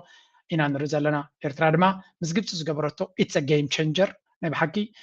እቲ ዕንቋት ክቕፅል ኣለዎ ምስ ስዑድያ ድማ ከምኡ ዓይነት ዲል ኣብ ዝቐረባውን ክንርኢ ነዚኣቶም ድማ ኤርትራ ተሪር መልሲ ሂባቶም ቀኒያ እያ ዜና ኤርትራ ኣይተ የማነ ገብረ መስቀል ገዛእ ውድብ ብልፅግና ኢትዮጵያን እሙናት ደገፍቱን ቁፅራት ተሓለቕቱን ተግባራት እቲ ውድብ ንምምኽናይ ደረት ዝሓለፉ እዮም ክብል ወቂሶም እቲ ሃገር ንጎረባብታ እናተንከፈት ኣብ መላእ ቀርኒ ኣፍሪቃ ዘይምርግጋእ ትፈጥረላ ብምባል ድማ ከሲሱ ዓወት ገብረ እግዚኣብሔር ሚኒስትር የማነ እዚ ዳሕረዋይ ዘቕረቦ ክሲ ንመንግስቲ ብልጽግናን ተሓለቕቱን ኣብ ምንታይ ፍሉይ ጉዳይ ምዃኑ እኳ እንተዘይመልከተ ኣብ ዝሓለፈ ሳምንቲ ኤምባሲ ኤርትራ ኣብ ሕቡራት መንግስታት ኣሜሪካ ነቶም መዝገብ ሰብኣዊ መሰላት ኤርትራ ጠቂሶም ነቲ ምምሕያሽ ዝምድና ኣሜሪካ ኤርትራ ዝተቃወሙ ገለ ሰባት ኣመልኪቱ መግለጺ ኣውፅኡ ምንባሩ ኣይርስዕን። እቲ ብ29 ሚያዝያ ዝተዘርግሐ መግለጺ እቶም ነዚ እዋናዊ ጉዳያት ተመልኪቶም ብዝተፈላለየ መንገዲ ርእቶታቶም ዘቕርቡ ዘለዉ ውልቀ ሰባት ነፃ ተንተንቲ ተመሲሎም ዝቐርቡ ተኸፈልቲ ሎቢታት ምዃኖም ብምጥቃስ ነቲ ተፈጢሩ ዘለዉ ተስፋታትን ምዝራግ ናብ ዝበለየ ዝተመርፀ ትረኻታቶም ተመሊሶም ጥርጣረታት ከእትው ይፍትኑ ከም ዘለዉ ወቂሱ ነይሩ። ኣቶ የማነ ኣብቲ ኣብ ማሕበራዊ መራኸቢታት ኤክስ ኣብ ዘርግሑ ጽሑፍ እሙናት ሰዓብትን ተሃለቕትን ብልጽግና ሕጂ እውን ነቲ ሱር ጠንቂ ናይቲ ኣብ ዞባ ቀርኒ ኣፍሪቃ ዘለዉ ቅልውላው የመኽንይሉ ኣለዉ ብምባል ኣብ ልዕሊ ኣዲስ ኣበባ 3 ፍሉያት ቅሬታታት ተቐሚጡ። ቀዳማይ ኢትዮጵያ ምስ ሶማሊላንድ ኣብ ጥሪ 2024 ዝፈረመቶ ንኣዲስ ኣበባ ኣስታት 20 ኪሎ ሜትር ገማግም ባሕሪ ሶማሊላንድ ን50 ዓመት ክራይ ዝሃበ መዘክር ምርድዳ ጠቂሱ። ካልኣይ ብግሁድ ወተሃደራዊ ምፍርራሕ ዝተደገፈ ብወደብ ዓሰብ ኣቢሉ ሉዓላዊ ኣፍ ደገ ባሕሪ ንምርግጋጽ ዝዓለመ ዘይሕልል ናይ ሚድያን ዲፕሎማስን ወፍሪ ምዃኑ ሓቢሩ። ሳልሳይ ድማ ኢትዮጵያ ኣብ ኩናት ሕድሕድ ሱዳን እትገብሮ ዘላ ምትእትታው ጠቂሱ። በዚ ድማ መንግስቲ ኢትዮጵያ ኣብ ልዕሊ እቲ ዞባ ከቢድን ብዙሕ ፀፍሒ ዘለዎን ሳዕቤን ፈጢሩ ምህላው ዘርዚሩ። እቲ ኦኬ ነዚ ከምዚ ኢሉ እናሃለዎ ከሎ ሓዳሽ ጽቡቕቲ ዝኾነት ፖስት ካብ ሚኒስትር ሓበሬታ ሃገር ኤርትራ ኣቶ የማነ ዝወፀት ከም ጻልኩም ስለ ዘለኹ እየ this is very important ሕጂ ፖስት ዝገበረያ ቅድሚ ከም ትሪእዎ ዘለኹም ቅድሚ 19 ደቓይቕ ዝወፀት እያ። እንታይ ይብላ ኣሎ? ነዚ ርክብ ናይ ኤርትራን ግብፅን እዩ ዝገልጽ ዘሎ። እሱ እውን ፕሬዚደንት ኢሳያስ ኣፈወርቂ received at the Denham guest house in the late morning ናይ ሎሚ ንግሆ ማለት እዩ ዓብ ልኡኽ ናይ ግብፂ ከም ዝተቐበለ ይነግር ኣሎ። ብዶክተር ሚኒስትር ጉዳያት ወፃኢ ዶክተር ባድር ዓብደላቲ ዝምራሕ ከምኡውን ናይ ሚኒስትር ትራንስፖርቴሽን ሌተናንት ጀነራል ኢንጂነር ከማል الوزير كما the CEO of several companies involved in transport. Okay, the extensive discussions centered on the further again كم تعرف وزرانا أبناء كلتهم شركة نزات وكرة مهانون President says the significance of consolidating the all round the ties between Eritrea and Egypt advances in the mutual interest of Eritrea and Egyptian people. بكل معازنات استتنا نجز شركتنا إيرتران جبتن تايبلالو consolidate نخلو حواويسو أبحده نخلتيو ربحاتات تزبي أبزر ربع درجة بس يحكم زلون كمدما expressed Eritrea's readiness to implement common projects in collaboration with Egypt with Egyptian economic and trade companies. إيرترا دلوتي أزلا أمنتاي بروجكتات حبراو بروجكتات مس جبت أويان كامبانيتاتن تكالاتن بحدا خوينا المسرح دلوت خمزلا قليس الله طعم سبق نبقى طبازة تكرر بمخانو تركب كمان دسيب لنا. Foreign Minister Badr Abdelati for his part stated that the current visit was manifestation of the expression of the brotherly ties of friendship and cooperation that exists between the peoples of Eritrea and Egypt. بوغنو ሚኒስትር ጉዳያት ወፃኢ ናይ ግብፂ ባድር ዓብደላት ማለት እዩ እዚ ንሪኦ ዘለና ዝግበር ዘሎ መንጎ ክልቲአን ሃገራት ዘሎ ጥቡቕ ዝምድነት ሕውነታዊ ምሕዝነትን ዕርክነትን ናይ ክልቲአን ህዝብታት ዘንፀባርቕ ምዃኑ እቲ ዝምድና ድማ ዓበየ ይኸይድ ከም ዘሎ. The principal purpose of this visit was to further consolidate economic and trade ties between the two countries in accordance with the guidelines charted out by President Isaias Afwerki and President Abdel Fattah al-Sisi. Dr. Badr Abdelati noted. እዚ ሕጂ ንገብሮ ዘለና መቐፀልታ ወይ እውን ንትግባረ ናይቲ ብክልቲኦም ፕሬዚደንታት ናይ ግብፅን ኤርትራን ተገይሩ ዝወፀ መምርሒ ንዑ ንምትግባር ቀፃልነት ዘለዎ ርክባት ንገብር ስለ ዘለና ይብላ ኣሎ። So the on the occasion, the two countries signed an agreement on marine transport. ስለዚህ ኃይል ባህሪ ወይ እውን መስመር ባህሪ ተፈራሪሞም ኣሎ for developing cooperation in the sectors with a view to contribute to the development of international shipping on the basis of the principles of freedom of navigation. ስለዚህ ናፃ መስመር ናይ ንግዲ ንምስፋሕ ከም ተፈራረሙ ይነግራሉ።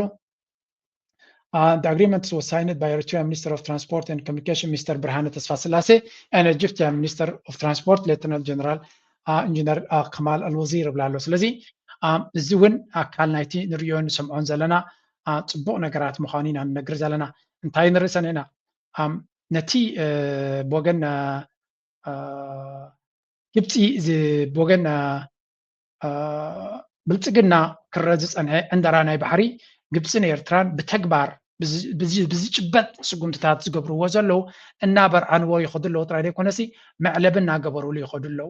ስለዚ ኤርትራ ናይ ብሓቂ ኣነ ብልፅግና ለንቀነ ከዓብዱ ክቕንዮም ስለምንታይ ከዓብዱ ክቕንዮም ምክንያቱ ንሳቶም ተስፋ ገይሮም ነይሮም እዮም ቁርብ ትለይ ተስፋ ገይሮም ነይሮም ኣብ ምንታይ እዚ ኣሜሪካሲ ደፊኡ ደፋፊኡ እስከንደኾን ገለ ይፈጥረልና ይኸውን ንኤርትራ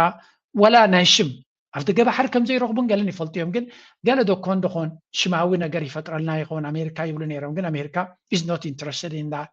ናይ ኢትዮጵያ ናይ በዓል ብልፅግና ነገራት ኣጀንዳታት ከተሳሲ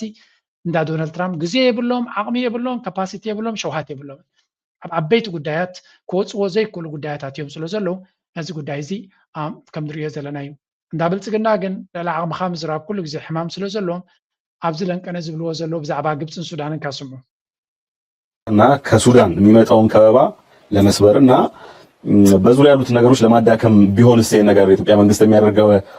የሚል ሙግት አለ። ለዚህ ምላሽ ምንድን ነው? የሚገርመው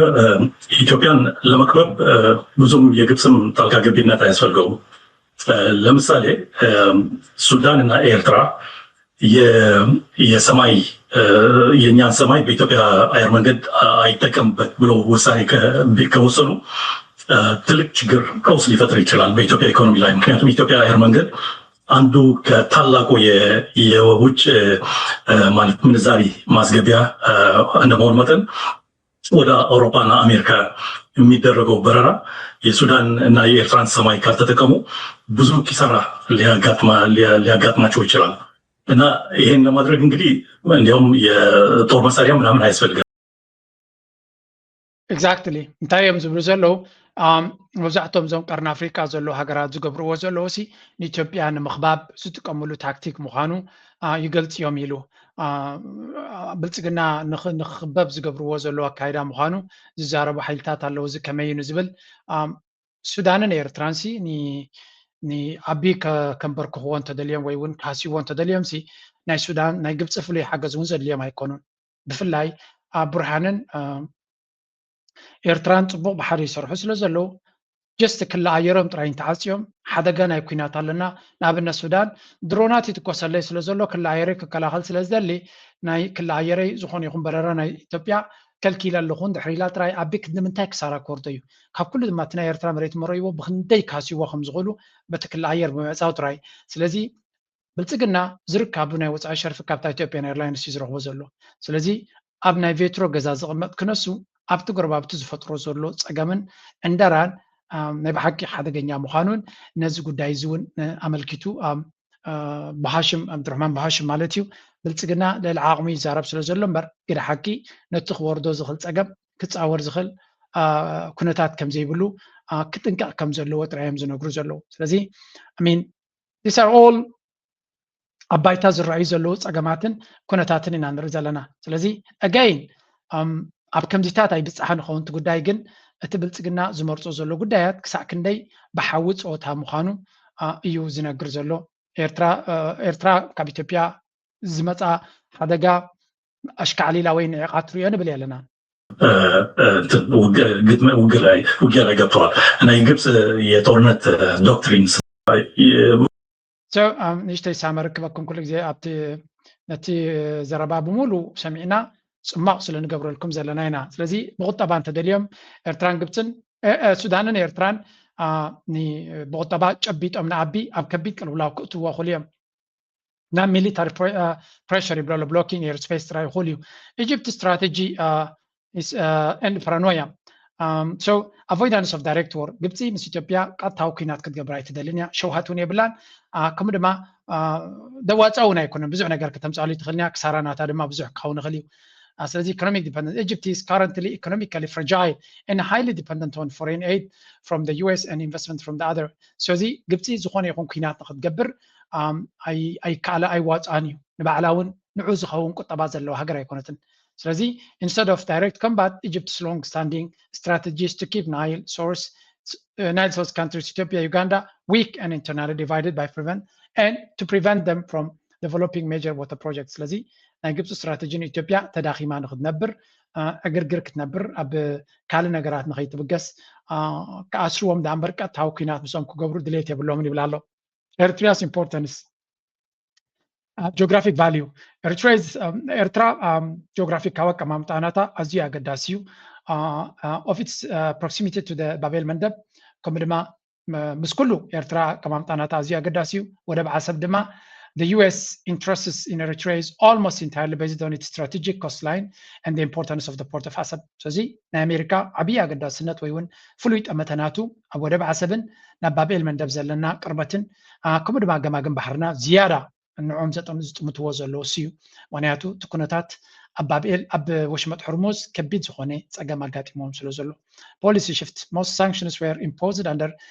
democratic aspirations current shifts reflects a realization of Eritrea's geographic importance for the race security ተቀደም ዝወርድ ዝነበረ ገዳብ ለኤርትራ ንኤርትራ ነቲ መንግስቲ ንምቅያር ዲሞክራሲ ንምምፃእ ብላብላ ዝባሃል ነይሩ ሕጂ ግን ጠቅላላ ኣተኩረናቶም ከመይ ጌርና ነቲ ፀጥታ ናይ ቀይሕ ባሕርን ድሕነት ናይ ቀይሕ ባሕርን ንሕሉ ዳ እምበር ኣብ ኤርትራ እዚ ቀይረልና እዚ ለወጠልና ኣብ ዝብልሉ ደረጃ የለውን ይብላ ኣሎ ስለዚ US aims to strengthen security alliance ምስተን ናይ ቀይሕ ባሕር ሃገራት ድማ ብቀረባ ክሰርሑ ይደልዩ ከም ዘለዉ ድማ ይነግሮም ኣሎ this is also እቲ ንሪኦ ዘለና ኩነታት ንዑ ዘጉልህ እዩ ኦኬ ካብኡ ውፅኢና ናብ ፋኖ ገፃኒ ሸይ ክንሰግር በላይ ዘለቀ እዝ መይሳው ካሳ ሁለተኛ ኮር ፊት አውራሪ ገብርዬ ክፍለ ጦር በልዩ ተልዕኮ ኦፕሬሽን የፈጸመ ሲሆን የክፍለ ጦሩ አራተኛ ሬጅመንት ሁለተኛ ሻምበል ከጠዋቱ 12 ሰዓት ጀምሮ እስከ ቀኑ 7 ሰዓት በአገዛዙ ጥምር ጦር ላይ ከባድ ጥቃት መፈጸማቸውን አስታውቋል። በተደረገው ውጊያ የአገዛዙ ጥምር ኃይል የብልጽግና አመራር ከፍተኛ ጉዳት ማስተናገዱን ለማወቅ ተችሏል። 21 ከም ትሪእዎም ዘለኹም ፋኖ ድማ ናይ ብሓቂ ኣብቲ ጉዳይ እዚ ስርሖም ይቕፅሉ ኣለዉ ፋኖ በትን ዲስትራክትድ ከይኮኑ እቲ ፋኖ ብኩሉ መንገዲ ኣብ መተማ ከምኡውን ምዕራብ ጎንደር ስርሑ ይቕፅል ከም ዘሎን ዳያ በላይ ዘለቀ ዝበሃል ግንባር ድዮም ዝብሎ ወላ ሓይሊ ብዙሕ ግዜ ምንቅስቃሳት ዝገብር እዩ ስለዚ 21 ጋቨርንመንት ሶልጀርስ 21 ወታደራት ናይቲ ብልፅግና ከም ዝተቐተሉ 13 ከም ዘቑሰለን ከምኡ ድማ ብረት ይሕዝ ከም ዘሎን ኣፅዋራት ይማርኹ ከም ዘሎን ከምኡውን ኣብ ምዕራብ ወሎ ኣብ ብዙሕ ቦታታት ኩናት ከም ዘሎ ኢኹም ትሪኡ ዘለኹም ኣብቲ ምዕራብ ወሎ እውን እንተኾነ ስትራቴጂክ ዊነስ ፋኖ ፎርስስ ካፕቸርድ ፎርቲፋይድ ታውን ኦፍ ወግዲ ትበሃል ቦታ ዕርዲ ናይ ብልፅግና ዝነበረት ከም ዝተቆፃፀሩ ከምኡውን ኣብ ካልእ ኣንበሰልን ላስታ እውን እንተኾነ ከምኡ ብርቱዕ ኩናት ይካየድ ከም ዘሎን እንታይ ዘርእየካ እዚ ፋኖ ስርሑ ይቕፅል ከም ዘሎን በዚ ብልፅግና ዝገይረዶ ምስ ኣሜሪካ ከም ዝገይረዶ ዝብሎ ዘሎ ጎጃም ከምኡ ኣብ ሰሜን ናይ ሽዋ ከምኡውን ኦሮሚያ ቦርደር ኣብ ኩሉ ቦታታት ኩናት ይካየድ ከም ዘሎ ኢና ንርኢ ዘለና ፋኖ ነቲ ዕላምኦም ንምትግባር መሊሶም ይቕፅሉ ከም ዘለውን ብዘየገድስ ኣብዪ ኣሕመድ እንታይ ዓይነት ፕሮፓጋንዳን ድራማን ክገብር ይፍትን ኣሎ ንሳቶም ስርሖምን ቃልሶምን ይቕፅሉ ከም ዘለዉ ኢና ንርኢ ዘለና ብካልእ ኣዘራርባ ብወገን ብልፅግና ተስፋ ዘይብሉ ኩነታት እዩ ዝርኢ ዘሎ እንዳዓቢ ድማ እቶም ተጋሩ እውን ከምኡ ሓድሽ መርሕነቶም መመሊሱ ኩነታቱ እናነፀረ ይኸይድ ከም ዘሎ እዋን እዚ ትግራይ ኣብ ሃገራዊ መረፃ ኢትዮጵያ ክትሳተፍ ከም ዘይትኽእል ስልጣን ከም ዝሓዘ ዝኣወጀ ደብረጽዮን ገብረ ሚካኤል ኣፍሊጡሎም ብሚልዮናት ዝቁፀር ህዝብና ኣብ ቦትኡ የለን ወይ ተሰዲዱ እዩ ወይ ተመዛቢሉ እዩ እዚ ጥራሕ እውን ኣይኮነን ሕዚ እውን ኣብ ናይ ህልውና ሓደጋ እዩ ዘሎ መረፃ ክነጥፍአኩም ኢና እናተባሃለ ኣይካየድን እቲ ሓደጋ ንቐደም ክእለ ኣለዎ ምርግጋእ ሰላም የድሊ ኢሉ ሃገራዊ መረፃ ክካየድ ሒደት ሰሙናት ኣብ ዝተረፈሉ እዩ ነዚ ተዛረበ ካብ ዝቐፂልና ድማ ኣምባሳደር ኤርትራ ካብ ናይ ትግራይ ወፂና ካብ ናይ ዞባና ክናቱ ከለና ኣምባሳደር ግርማይ ሃይለ ክቡር ኣምባሳደር ግርማይ ሃይለ ሽልማት ከም ዝተቐበለ ዝገልፅ ሓበሬታ ርያ ነይረ ኣብዚ ቢርፎ ናይ ብሓቂ ኣብ ብዙሕ ኣርቲክል ዝፅሕፍ ንፉዕ ቅዱስ ኤርትራዊ ዲፕሎማት ዝነበረ ሕጂ እውን ስርሑ ዘየቋረፀ ኣምባሳደር ግርማይ ሃይለ እንኳ ኣብ ዝብቅዓካ መሊስካ ክትቅፅልን ዓወታትካ ክትቅፅል ድማ ንላቦ ጥራይ ወይ እውን ተስፋ ንገብር ካብኡ ቀፂለ ሓንቲ ቪድዮ ምዛ ኣንተ ብክዛረባ ፀናዕኩ ሓደ ኤርትራዊ ዝገበራ እስከ ክስማዓኩ Sanctions on Eritrea are being lifted, a major development that could reshape the country's economic and strategic future. Many Eritreans are now asking what this moment could mean for the nation moving forward. For years, Eritrea faced economic restrictions and isolation. Yet despite the pressure, the country maintained its sovereignty, unity, and self-reliance. Many believe the sanctions slowed development but failed to break the nation's spirit. Now the question is simple. What opportunities could sanctions relief unlock for Eritrea and Eritreans around the world? حدا إيرترا وقدس إيرترا وزقبرا فيديو إنديا قدا تلاعيلون إيرترا دحر نويح مسجد لنس أجمن قدا تلاعيلو نيرترا دما انتيس الواقع كم تعال لا يخل زبل حدا بي أي سرح فيديو يمكن he touches very very important points نيرترا كسبروا كبركو هازفتنو أي سلتن أجي كلتا جاسس حيزو بعلو سرحهم يمكن قالت قدام سال على إيرترا نبيك كيت كم تقول تبوظ هنا متنبهيز بابزي. Businessman Daniel to discuss Eritrea's opportunities in a post-sanctions era. Together, they will share their perspectives on investment development in Eritrea's future. Gentlemen, thank you for joining us to share your insights. Professor Kidane, now that sanctions are being lifted, what does this moment mean for Eritrea? It is a historic opening. It means Eritrea can engage global markets with fewer restrictions and got confidence we can move from isolation to economic expansion, regional relevance. Professor Kidane, how significant is this decision for Eritrea economically and politically? سنتاي زبل زلو إيرترا قدا تلاعيلوا كبهال كلون تاي تسلوا له وندعريلو عبي تسلوا زلو إنفسترس بزعبا جبسي نبي إيرترا كاتو كالو تجارات كاتو نحسب سلزلنا أبزوا نزي إيرترا قدا تلاعيلوا زبل زينا نتوم إنفسترات تسفاز هبومن مورال هبومنيو لأنه كل دما أفدقة كفوت كم زلون زخوني يكون international payment دي كالو كجبروز دليو تلاقي دي إنفستر جبر جبسو دي إنفستر جبر كالو تحيلتات نتعدل تتقيمهم investor confidence هم عباي عبترا كل ويو يزبل زلو صبوص هون زرباي. This is a historic moment for Eritrea. The lifting of sanctions opens economic, diplomatic, and financial doors that remain closed for years. Thank you. Kidane, from a business perspective, what changes first? Investor confidence. Banks, shipping companies, insurers, and international businesses become more willing to work with Eritrea. That alone unlocks enormous economic potential. Daniel, Eritrea survived years of restrictions and pressure. What opportunities emerge now that sanctions are gone? Eritrea survived sanctions through resilience and self-reliance. Now imagine what the country can achieve without those barriers. Professor Kidane, what changes immediately once... بحفشا انت يوم زبلو زلو بحزي ملعالنا إجدا دبحال تراينا إيرترا حنت خي جبرات بزح نجر بسنكت إجدا تعاطي زنبرة هفت جتات نكفتلا بزح نجرات دما لعلز جبوا واجتات نخد كفلن أبجزيو كما زي كلن زنبرة بزح شجرات نزجت مم زنبرة نجرات بقلي لكات ولز غليو that's why دما جبت أوي أن تعدل ونك حلفوا سلا زي ده ليهم بنجهو نبير تراكو حكيهم متيوم زلو and trust me كالوتون كموم كمتيوم Eritrean investors the mabs abom and sanctions are lifted. One immediate impact will be improved access to international banking systems and financial transactions. That alone changes business confidence dramatically. Daniel, do you believe investors in the Eritrean diaspora will now feel more comfortable investing in Eritrea? Absolutely. Investors pay attention to political risk. The removal of sanctions is a message that Eritrea is now open for broader economic engagement. Professor Kidane. بحفشا تي ملعنا هي جراتات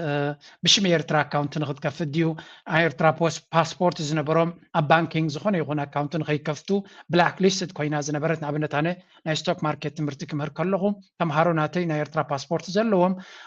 نكي كفتو شمنا إيرترا يلن ويون انتلود ما بلاك ليست يقبروان يرم سلزي أيكونا نابكال نجرات قطعوا نقدر تقبر as simple as stock market بنا إيرترا باسبورت أبدأ ناخد جبرون كبيدي نيرو سلزي زي جرازم العلو بزح أفدقتات كخفتيهم إيرتراويان دما نصبو نجر ندالولون نحسبلون نبقى سلون جزية يكون إذن أي جبسي إيرترانز جبروا دما it's just perfect timing أبتزق زقبو جزية استوى ده سقوم تسلزخونه نايب حقك حق سنان تسفى كبنان مورال كبنان ندلي مرأيانا يزون عبزن ريوز قننا بعبي يوز دبلوماسي نبي إيرترا من سبدات وصايكو جبروا زقنة الزون أكال نايتي إيرترا كتفترة تدلي زلا إيمج مخاونين نردع سلزي كلهم دك إيرترا كنياتنا معلتنا نسلزلنا نزكونا تعتزي باون تاكنت أمتو نتك ما تزخل صبونا قردما تدالينا نخلنا قردما دلوات كنكون فلا إذا جزل لها لوميات هاجر كداليا كاتغل زيادة بيناي من قدي بخماي من قدي السون جزيان قد فقينو أبزي وانزجن إيرترا كداليا كاتغليا نتي إيرترا تدالينا دما إحنا ود بقدينا زكا على ناجيرنا نتهاجر كنت أغمان كان ربحان تصفى قبر لايك مقبار شير مقبار يتوغ من حسابكم من قدفنا بالكم نايلو معرس أبزي غدي ناتكم دقفنا زي channel لقداسيو إذا درف زي حجي زمس عليكم دما لك نزانا يلو معلتي ما درت تقلت يا بدينا يوكيدنا كونتي وراراتهم بتبعت مكيتنا نقوم راح اطول محمد خيرنا يمر قالسي ايرترا زعات لعلى خلو سيرا حدمت يمر قدلي ايرترا وحبو لعلى خلو سيرا حدمو كابيديو ميزانو ايرترا ونتنا حاجة زعل بقالسي زازي منا بعلنا